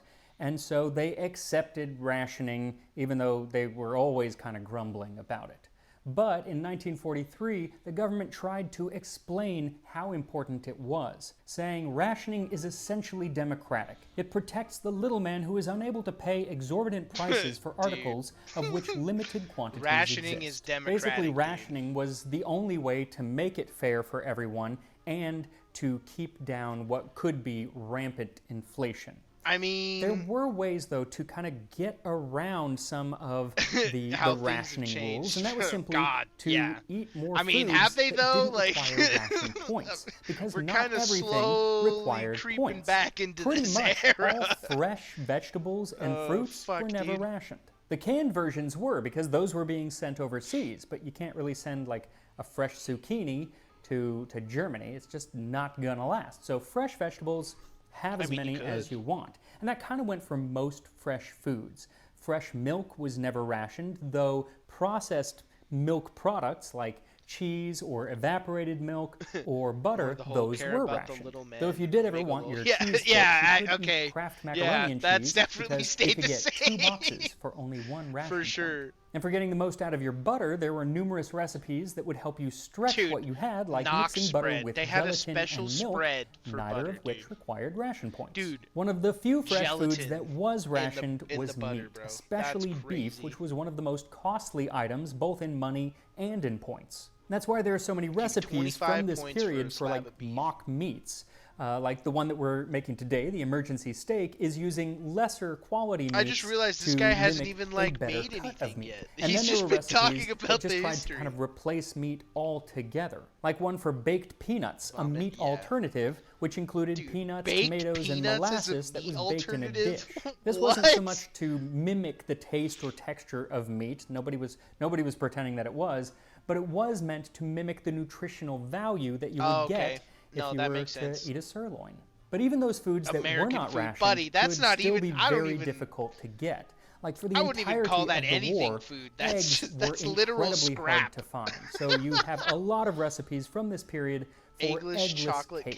cake. Because of all Okay, these the reasons, no egg people started recipes raising actually and kinda growing go their hard, own though. food at home. People would raise chickens and rabbits, especially in the city, and if you had a little bit more space, a lot of people would have I don't know about during this goats time, or but pigs nowadays, or even cattle. certain no And egg then foods there actually was are pretty the tasty. Victory Garden.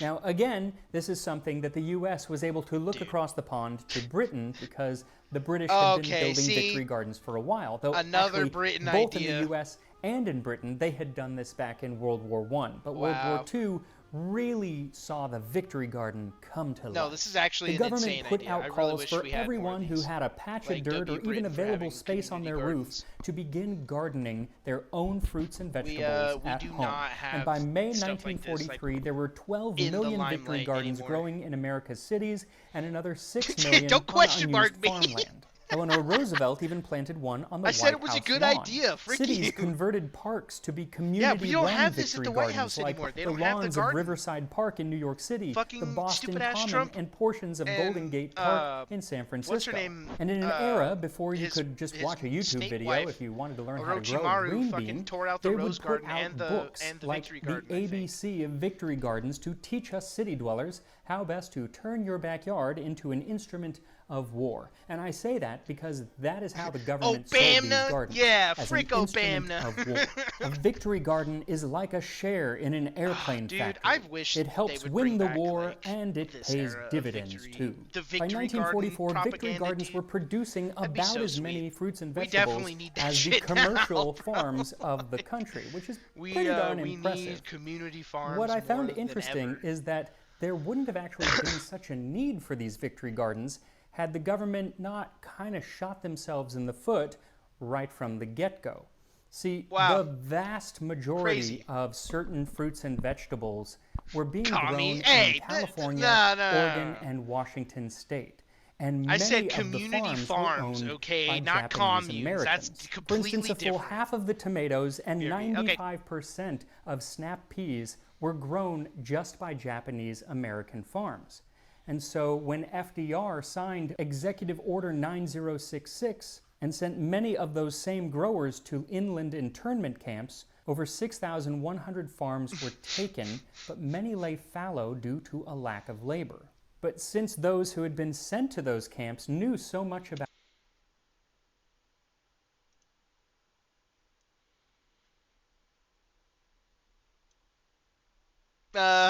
Well, Chad.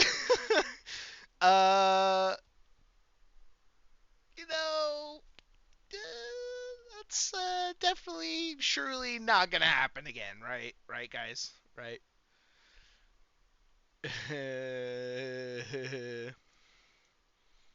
farming, the Victory Gardens that they set up at these Japanese internment camps turned out to be some of the most productive in the entire country.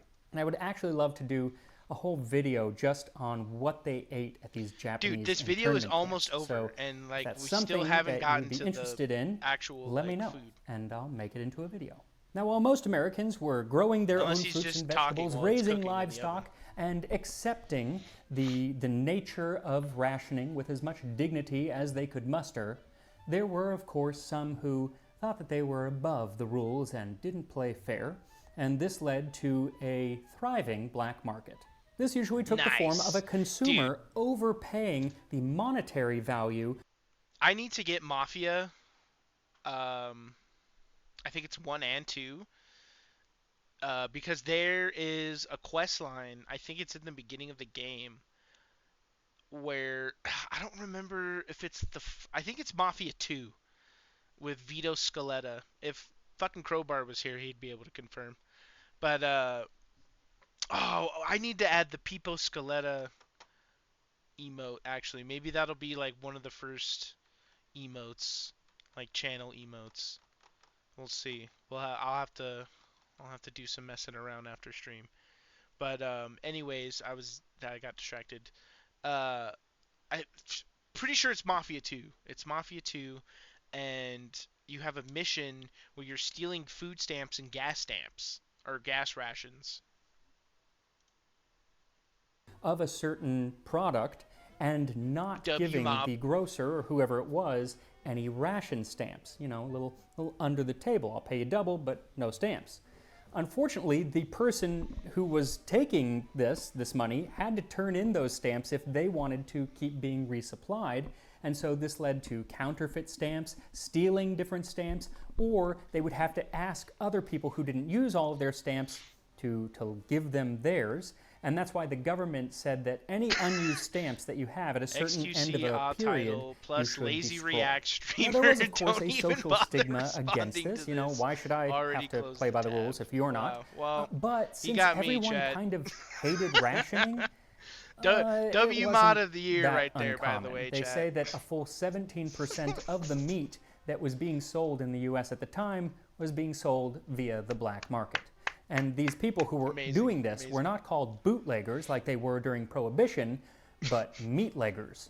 And they were put on the same plane as spies and saboteurs. There Also, isn't any great difference. I've had They're all the- helping I've the had enemy. that- the but same I assure format you, for a I while, am no meatlegger. Mr. I Crowbar. purchased my ground beef on the up and This up. guy. The ground beef that I am using to make my emergency steak, Already which should be closed ready the to tab. eat. You And know what? here we That's are, base. emergency steak from the World War II respect home it. front. I mean, it kind of looks like a steak, kind of, if you don't look too closely, if you squint. It's pretty cool, actually, and it smells good. Smells like meatloaf. Pretty sure it's going to taste like meatloaf because looking back, it's kind of a lot like meatloaf. Here we go. What happened? It wasn't me. I was just, I was literally just looking to see what happened. That is pleasantly delightful. It wasn't me. It does was kinda not me, taste I like swear. meatloaf, but a little bit different. I was thinking that it wasn't going to have a lot of flavor because Base, there bro. isn't a lot of spice or anything in there, but Modded. it actually has a really good amount of flavor. Maybe the Wheaties really add something. Uh-oh. I mean, I think you Ban could incoming. Hold put, on, like, wait. a sauce with it, but I Wait. don't think you It's really not need me. it. My hands are off It's the keys, really I good swear. as is. Emergency steak. Very nice. Now, the rationing of meat pretty much ended with the end of the war, I think shortly I mean, thereafter. he And literally just most made a meatloaf, of the Chad. rationing Like, ended let's be at the end of the honest, war like, or that's- shortly thereafter. that's exactly but there what was he did. one ingredient that was rationed all the way LMAO until base. 1947. And it was the ingredient Look. that had been the very first to be rationed. wasn't me. And that is sugar. So pretty crazy I that only it was have still a being couple rationed mods. 2 years after the end of the war. And one of them's But based that and is one of them's nothing in kind of comparison based. with what Great Britain had to go through. They were still rationing certain ingredients, meat being one of them, man, that was until 1954, 9 years after the end of the war. Damn. So America 14 had it, years had of it pretty rationing. good Chad, do you think, in how long do you think it'll in take us to bounce comparison. back? Do you think it'll But take I the same will amount of touch time? on 14 England years? or Great Britain and how they dealt with the home front and rationing and living on the home front because they were actually part of the war. Battle of Britain, all that rot. Battle so of Britain. probably won't be the next Chat, what was one the that I Battle do of in this Britain? series, or it might be. Is that Maybe like next month. the original, Not like, sure, don't hold me to fight? it, but make sure to keep watching and it'll pop up one of these days, and I will see you next time on Tasting History. W video. I learned a lot, actually. What's next? Oh, sick. A Dancing Bacons video? Dude. This just went from Pog to W.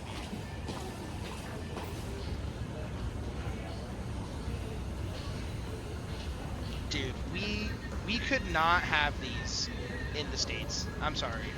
There is no fucking way. Dancing Bacons to Pog. Actually, yeah, I'm gonna add a couple more of their videos real quick. Here, let's, do we? Where? Did they have them where you were at? In, was it Florida? Because I haven't seen them here.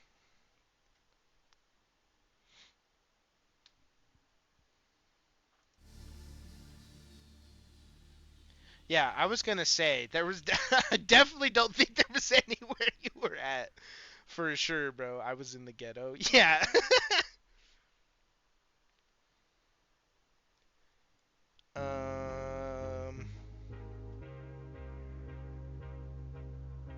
Yeah, this is a good song.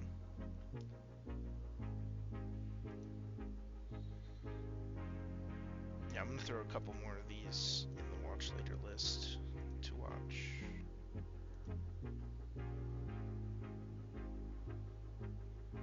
I tried to watch this one, I just was not into it.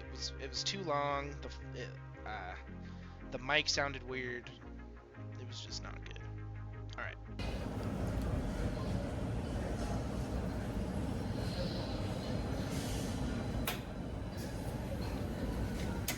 Yeah, I don't know, dude. This is a super cool like concept and idea, but like I don't see it being like a thing in the States.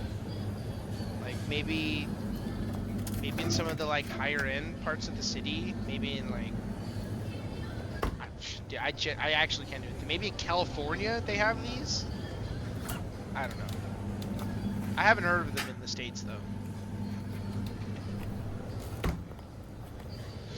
Plus, like, I don't know what it is. I think we have one or two here. I mean, maybe, but that's also EU. Like, we don't have... As far as I know, there isn't any here. Here, let's look.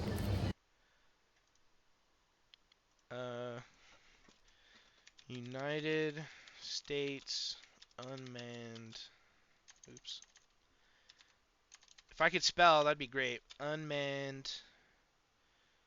Convenience. I can't spell convenience, chat. It's I before E except after C. That's good enough, chat. Convenience store.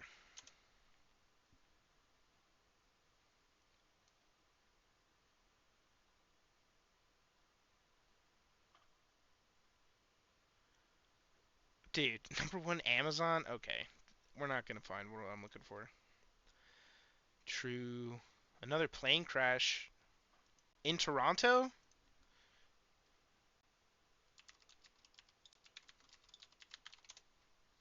Oops.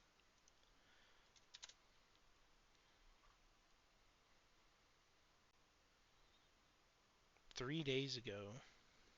Is this it?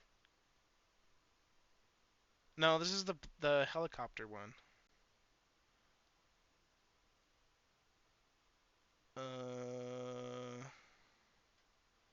BBC.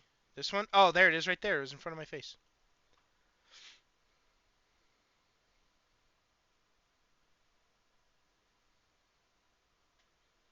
Okay.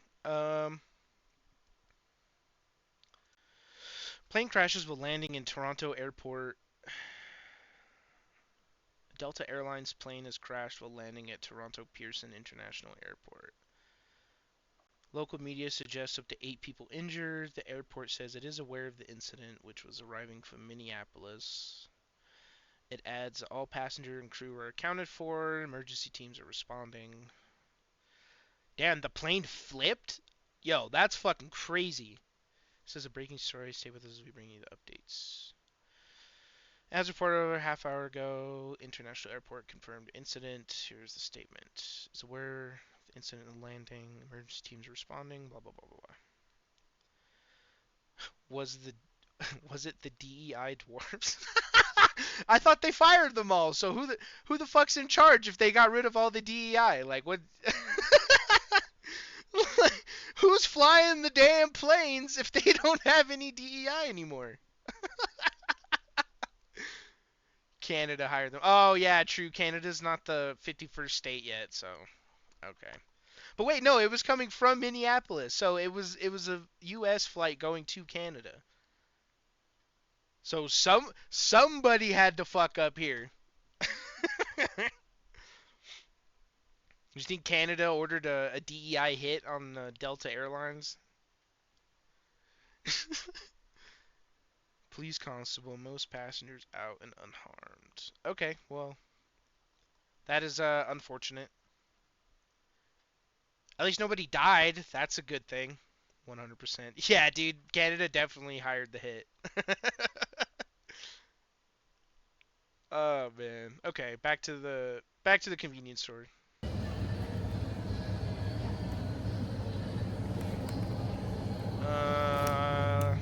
Let's not do auto. I hate auto.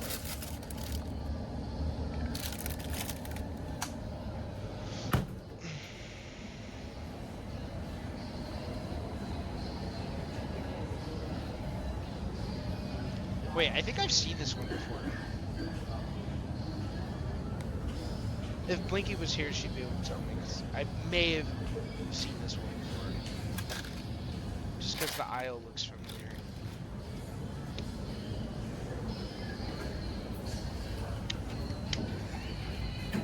Yeah, dude, that's insane. Like, we literally could not have this type of privilege here.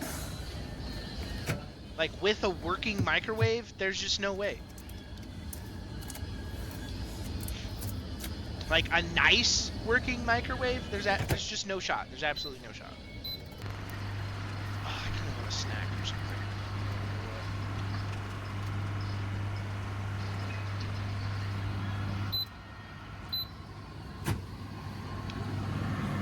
Damn.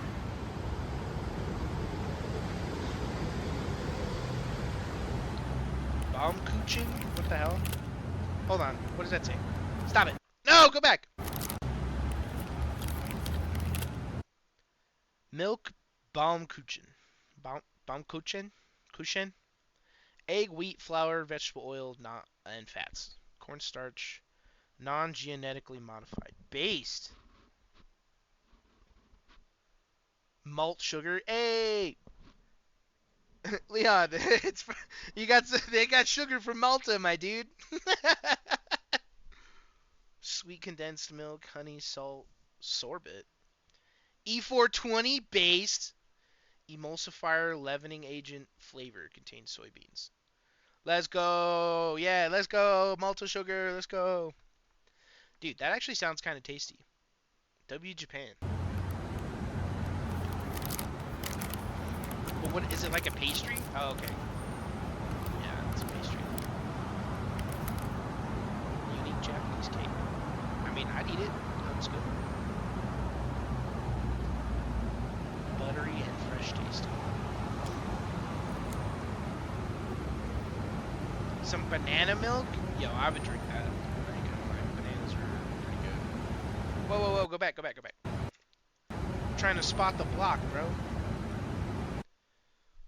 Okay, nutrition information, 1 serving, 220 grams. What do they mean by energy? Is that just calories? 180 kcal grams. This is all metric. Help! I don't understand it. It's not barbecue sauce per cheeseburger. What the fuck? Just kidding. I mean, it looks like a pretty tasty drink.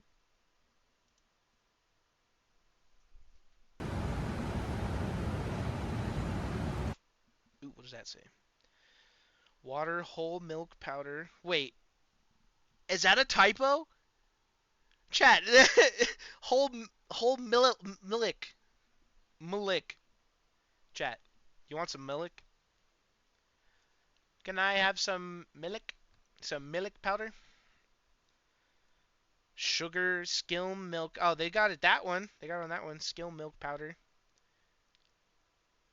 Cream, banana puree, food additive. E471, E451, E407, E473, E160A. Chat, what the fuck is all that? Is that just EU food additives?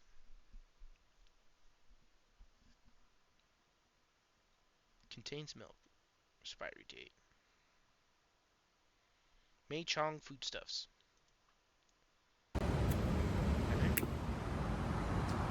Ooh, it has like a Snapple.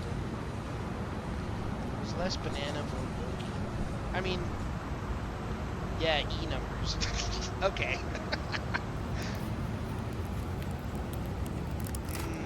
That rice looks good. What is that? That tripe?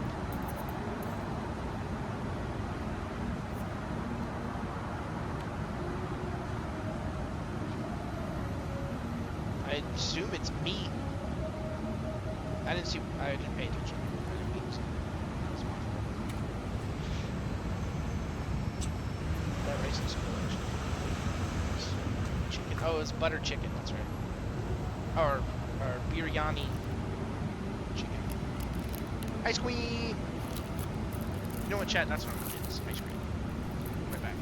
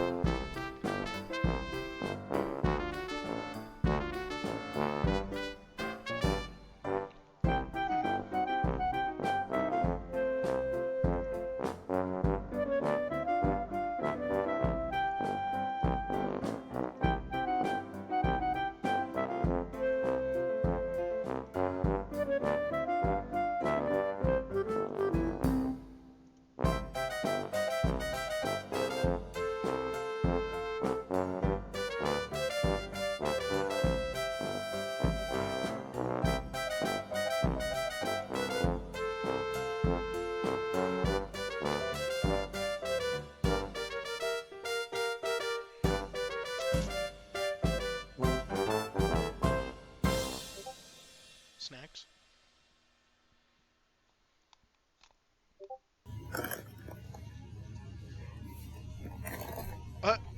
Is our actual audio coming through?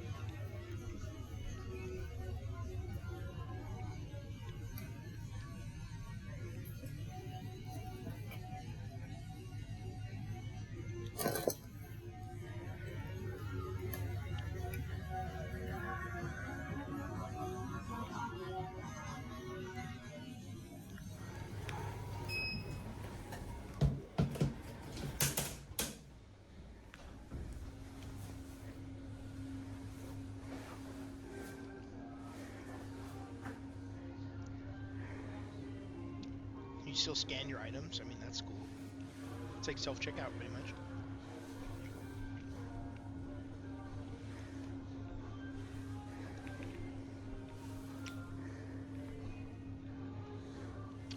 Okay.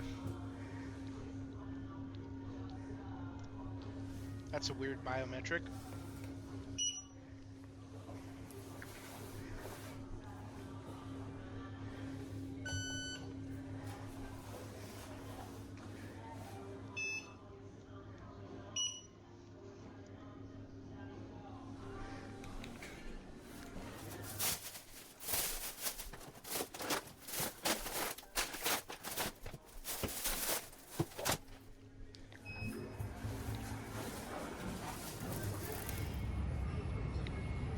Hold on, chat. I need to grab a tab real quick. There we go.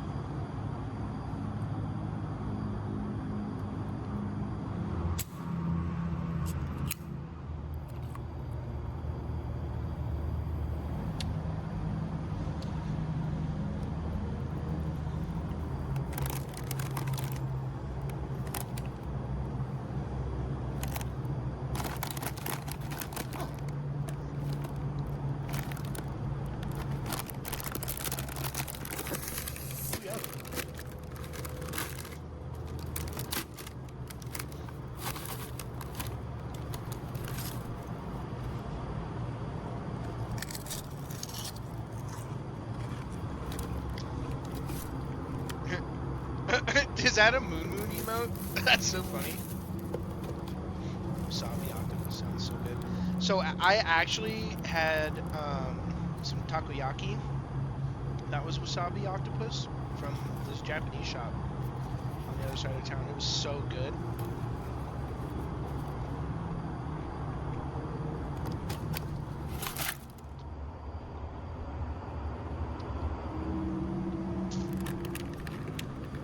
Damn, those are some thick ass noodles. What the hell?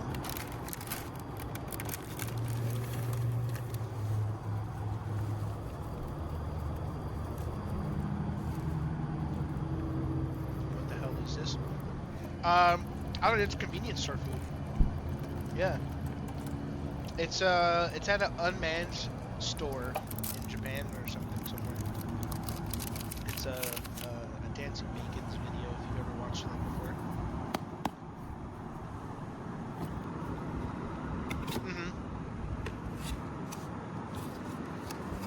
Yeah, a little heat pad.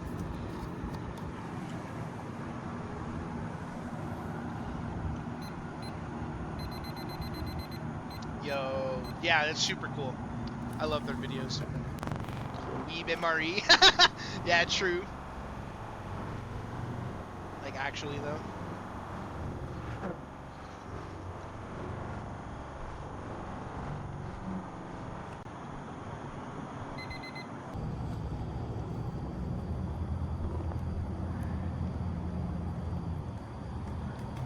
Yo, that looks so good. What the fuck?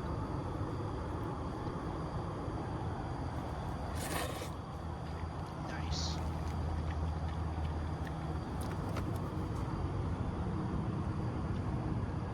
Freeze-dried durian yogurt trunks. Wasn't durian like smell really bad?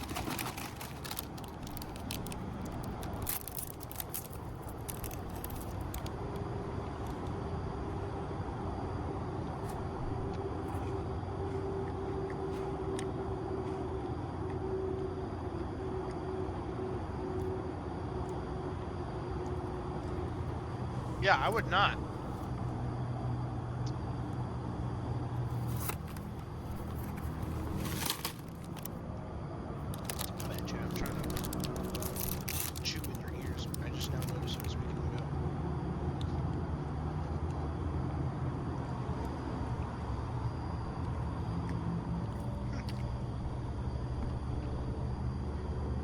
Yeah, I mean, those look good. If you could live in one fantasy setting, where would it be? Rivendell seems pretty cool to me, or maybe you could... Dark Sun. We'll save this one for another time. Let's do... How about Nameless Things of Middle-earth? What are the nameless things that Gandalf says lurk far below the misty mountains? Let's take a look. Hi everyone, this is Robert. Welcome to In Deep Geek. On this channel we dive deep into the Lord of the Rings and Tolkien's wider legendarium, as well as A Song of Ice and Fire and The Witcher. Welcome. Interesting. For a brief and seemingly throwaway comment by Gandalf, his reference to the nameless things that hide deep under the misty mountains has gained a lot of attention over the years. Perhaps it's because, having mentioned it, Gandalf immediately shuts down talk on the subject, so we never know for sure what he was talking about. This is what he says, and the context here is him explaining to Aragorn, Gimli and Legolas what happened after he and the Balrog had fallen deep underground from the bridge of Khazad-dûm. We fought far under the living earth, where time is not counted. Ever he clutched me, and ever I hewed him, till at last he fled into dark tunnels. They were not made by Durin's folk, Gimli, son of Glóin. Far, far below the deepest delving of the dwarves, the world is gnawed by nameless things. Even Sauron knows them not. They are older than he. Now I have walked there, but I will bring no report to darken the light of day. In that despair, my enemy was my only hope, and I pursued him, clutching at his heel. Thus he brought me back at last to the secret ways of Khazad-dûm. Too well he knew them all. Ever up now we went, until we came to the endless stair. A little bit, chat. It's a little cold. Aragorn, Gimli and Legolas evidently decide not to quiz Gandalf on this point, and he doesn't mention it again, which is probably fair given the context. The central part of that story was how Gandalf came back from death, and then they had a world to save. Esoteric questions about the nature of unknown beings who weren't an immediate threat wasn't exactly top of their concerns. Yeah, that's but still, interesting. They must have wondered what those nameless things were. Luckily for us, there is perhaps another mention of them from even earlier in The Hobbit, and again beneath the misty mountains, while Bilbo is floundering around in the dark below Goblin Town, when Tolkien slips into the omniscient narrator voice to tell us of other things, more slimy than fish. Even in the tunnels and caves the goblins have made for themselves, there are other things living, unbeknownst to them, that have sneaked in from outside to lie up in the dark. Some of these caves, too, go back in their beginnings to ages before the goblins, who only widened them and joined them up with passages, and the original owners are still there in odd corners, slinking and nosing about. Interesting. At which point Tolkien uses this as an introduction to tell us about Gollum, whose full backstory he had probably not worked through by that point. The importance of his ring as the One Ring definitely hadn't emerged while he was writing The Hobbit. But although Gollum had certainly sneaked in from outside and was slimy, slinking and nosing about, he didn't create those caves and tunnels in the first place. Other things did that. Nameless things. So, what can we learn from these two passing references to the nameless other things? Well, these nameless things are ancient, older even than Sauron, which is saying something, as Sauron is an immortal Maya. He passed down into Arda soon after it was created, along with the Valar and other Maiar. It literally they are also dark or evil, or something Gandalf doesn't want to dwell on. Just talking about them would darken the light of day, and they brought despair.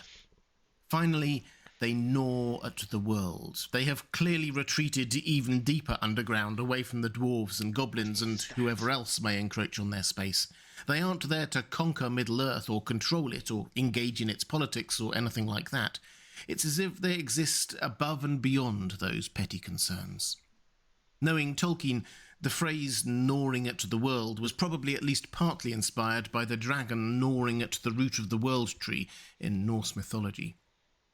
And perhaps you were already shouting out that we know of at least two more of these kinds of anomalies in Tolkien's world.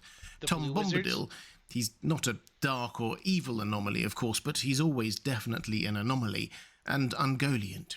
Both seem to exist outside of the normal rules of Middle-earth, and both seem to pre-exist and not care about what is really going on in Middle-earth, unless drawn out to do so in Ungoliant's case.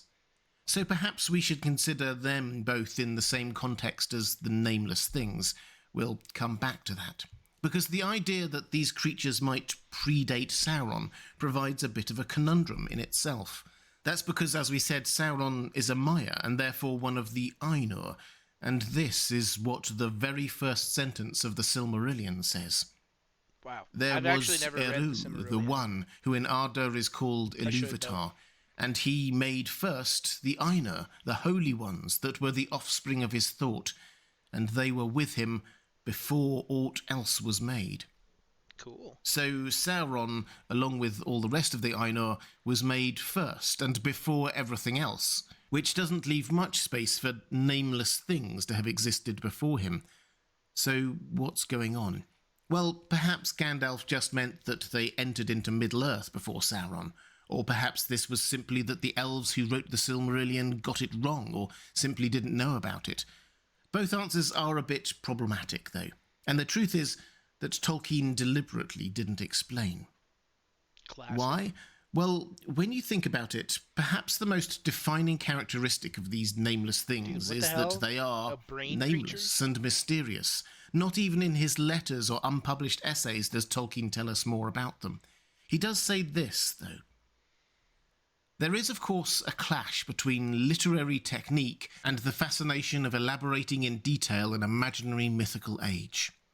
As a story, I think it is good that there should be a lot of things unexplained, especially if an explanation actually exists, and I have perhaps, from this point of view, erred in trying to explain too much and give too much past history. Many readers have, for instance, rather stuck at the Council of Elrond. And even in a mythical age, there must be some enigmas, as there always are. Tom Bombadil is one, intentionally. So Tolkien believed that one of the things that makes a story good, or a world feel more real perhaps and intriguing, is for there to be things that are not explained and are enigmatic. Tom Bombadil is, he says, intentionally enigmatic. The nameless things are similarly so. The effect, I think, is for us to feel a bit disconcerted by the idea of these nameless things, ancient, deep and dark. They make Middle-earth a slightly scarier place precisely because we don't know exactly what they are, what they look like, or even what they are called. There's something quite Lovecraftian about the eldritch horror possibilities there, although it's probably more likely that Tolkien and Lovecraft shared a common influence in Lord Dunsany than that Tolkien was copying Lovecraft in any way. So Tolkien wanted them to be mysterious and unexplained. Is that all we can say then? Thankfully no, because there is a chance we have seen one of them, the Watcher in the Water, just outside Moria. This is what Gandalf says about that when Frodo asks him, "Something has crept or has been driven out of dark waters under the mountains. There are older and fouler things than orcs in the deep places of the world." True. He did not speak aloud his thought that whatever it was that dwelt in the lake, it had seized on Frodo first among all the company. The language echoes here are quite strong. Hidden, unnamed creatures living deep beneath the misty mountains, ancient and foul. That's some sick art. Gandalf's reticence to talk about it also seems familiar, and there is no doubt that the Watcher in the Water is unlike any other creature we know of in Middle-earth. Its tentacles were luminous with fingers on them, and it had an apparent intelligence. Gandalf didn't even want to commit to whether it was one creature or many. It is horrifying and undoubtedly other. At which point, Freaky. Let's just be clear, nameless things is not a taxonomy of creatures. They could be all alike, or they could be all very different. Being nameless is just a descriptor, because the peoples of Middle-earth hadn't encountered them to name them. And the Watcher in the Water being named that by the dwarves when they encounter it does not preclude it from having been one of those creatures, and just being named when it crawled or was driven to the surface. which is all rather wonderful by Tolkien, by hinting that we might have actually encountered one of these nameless things and then making that encounter unexplained itself. Was it one creature or many? What did it want? He actually adds to the mystery of those other nameless things. We get to experience a hint of an ancient, horrifying, slimy, abnormal creature, and then move on. Gandalf, the wisest, oldest member of the Fellowship, is troubled by it and doesn't really want to talk about it. It leaves us unnerved and uncertain about what actually might be out there. And it makes Middle-earth a bigger, deeper, and more nuanced place. Tolkien's genius here was to make Middle-earth more complex by not explaining it, or even naming some of its most intriguing denizens. If you'd like to see more videos like this, diving deep into Tolkien's Legendarium, there's a playlist appearing now on the left of your screen. Or to support this channel, thank you. There's a link to my Patreon on the right of your screen. That's all for this time. Thanks for watching. I'll see you again soon. Yeah, probably. Let's see. What time is it? 2 o'clock?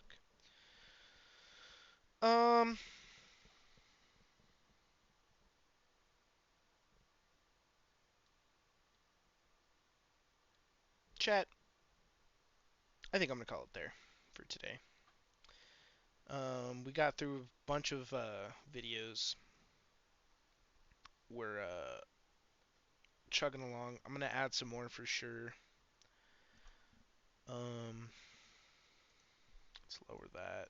Put me right here.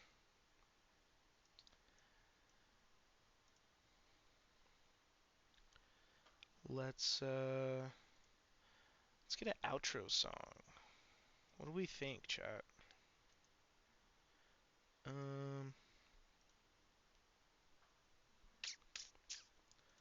Let's see. I kind of want the one that I used last time. If I can spell, that'd be great. Hold on real quick, chat.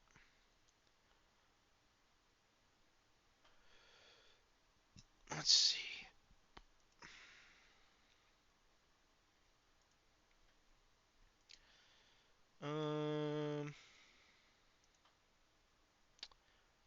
We'll run an ad real quick, just to buy some time.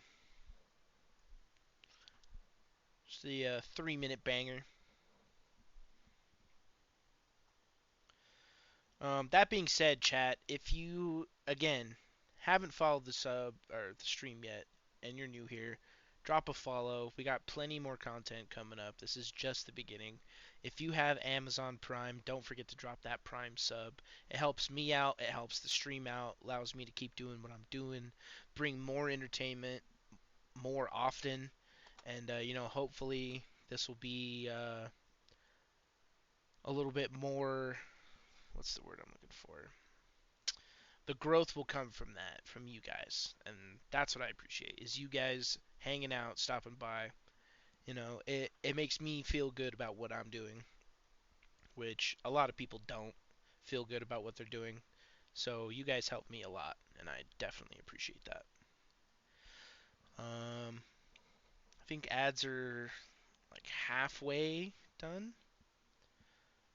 We'll wait a second.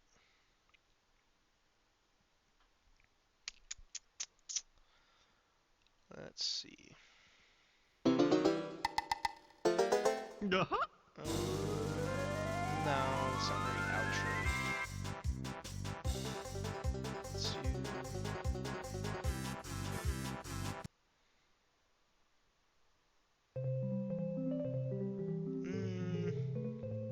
Let's do this one. Yeah, this is good.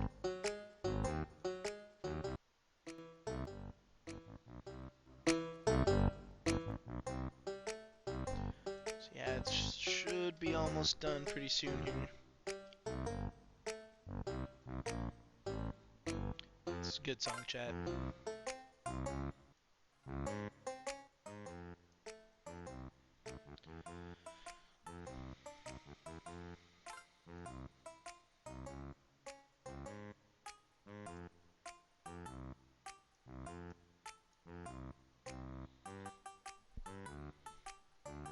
So a little bit longer, waiting for the ads to finish. I think it's got another 30 seconds, chat. Yeah, we got 30 seconds.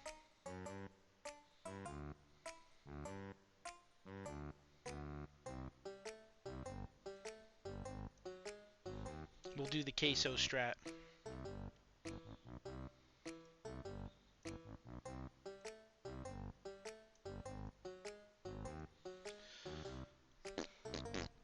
Alright, are we back? Okay, so, like I was saying, chat, we will be back. I think we come back Wednesday. We got some cool stuff planned for Wednesday, and then we are off Thursday, and then we're back all weekend. It's going to be super cool. Like I said, if you haven't followed the stream, make sure to follow the stream. A lot more stuff coming up soon. We got a couple more little tools and tidbits to add to the stream too. I was working on that before I started stream. I just didn't get it quite finished. Hopefully I'll be able to get TTS to work by next stream. I've been messing around with it. I can't quite get it to work just yet. We'll see how that goes. But besides that, chat, it was fun. We learned a lot today. Knowledge is super key, especially in today's world. Thanks for stopping by. Like I said, follow if you're not already. If you're new here, drop those Prime subs. They are free. They don't cost you any money. It helps me out, and it lets me bring more content to you guys. Alright, that's going to be it for me today, chat. Oh, one more thing.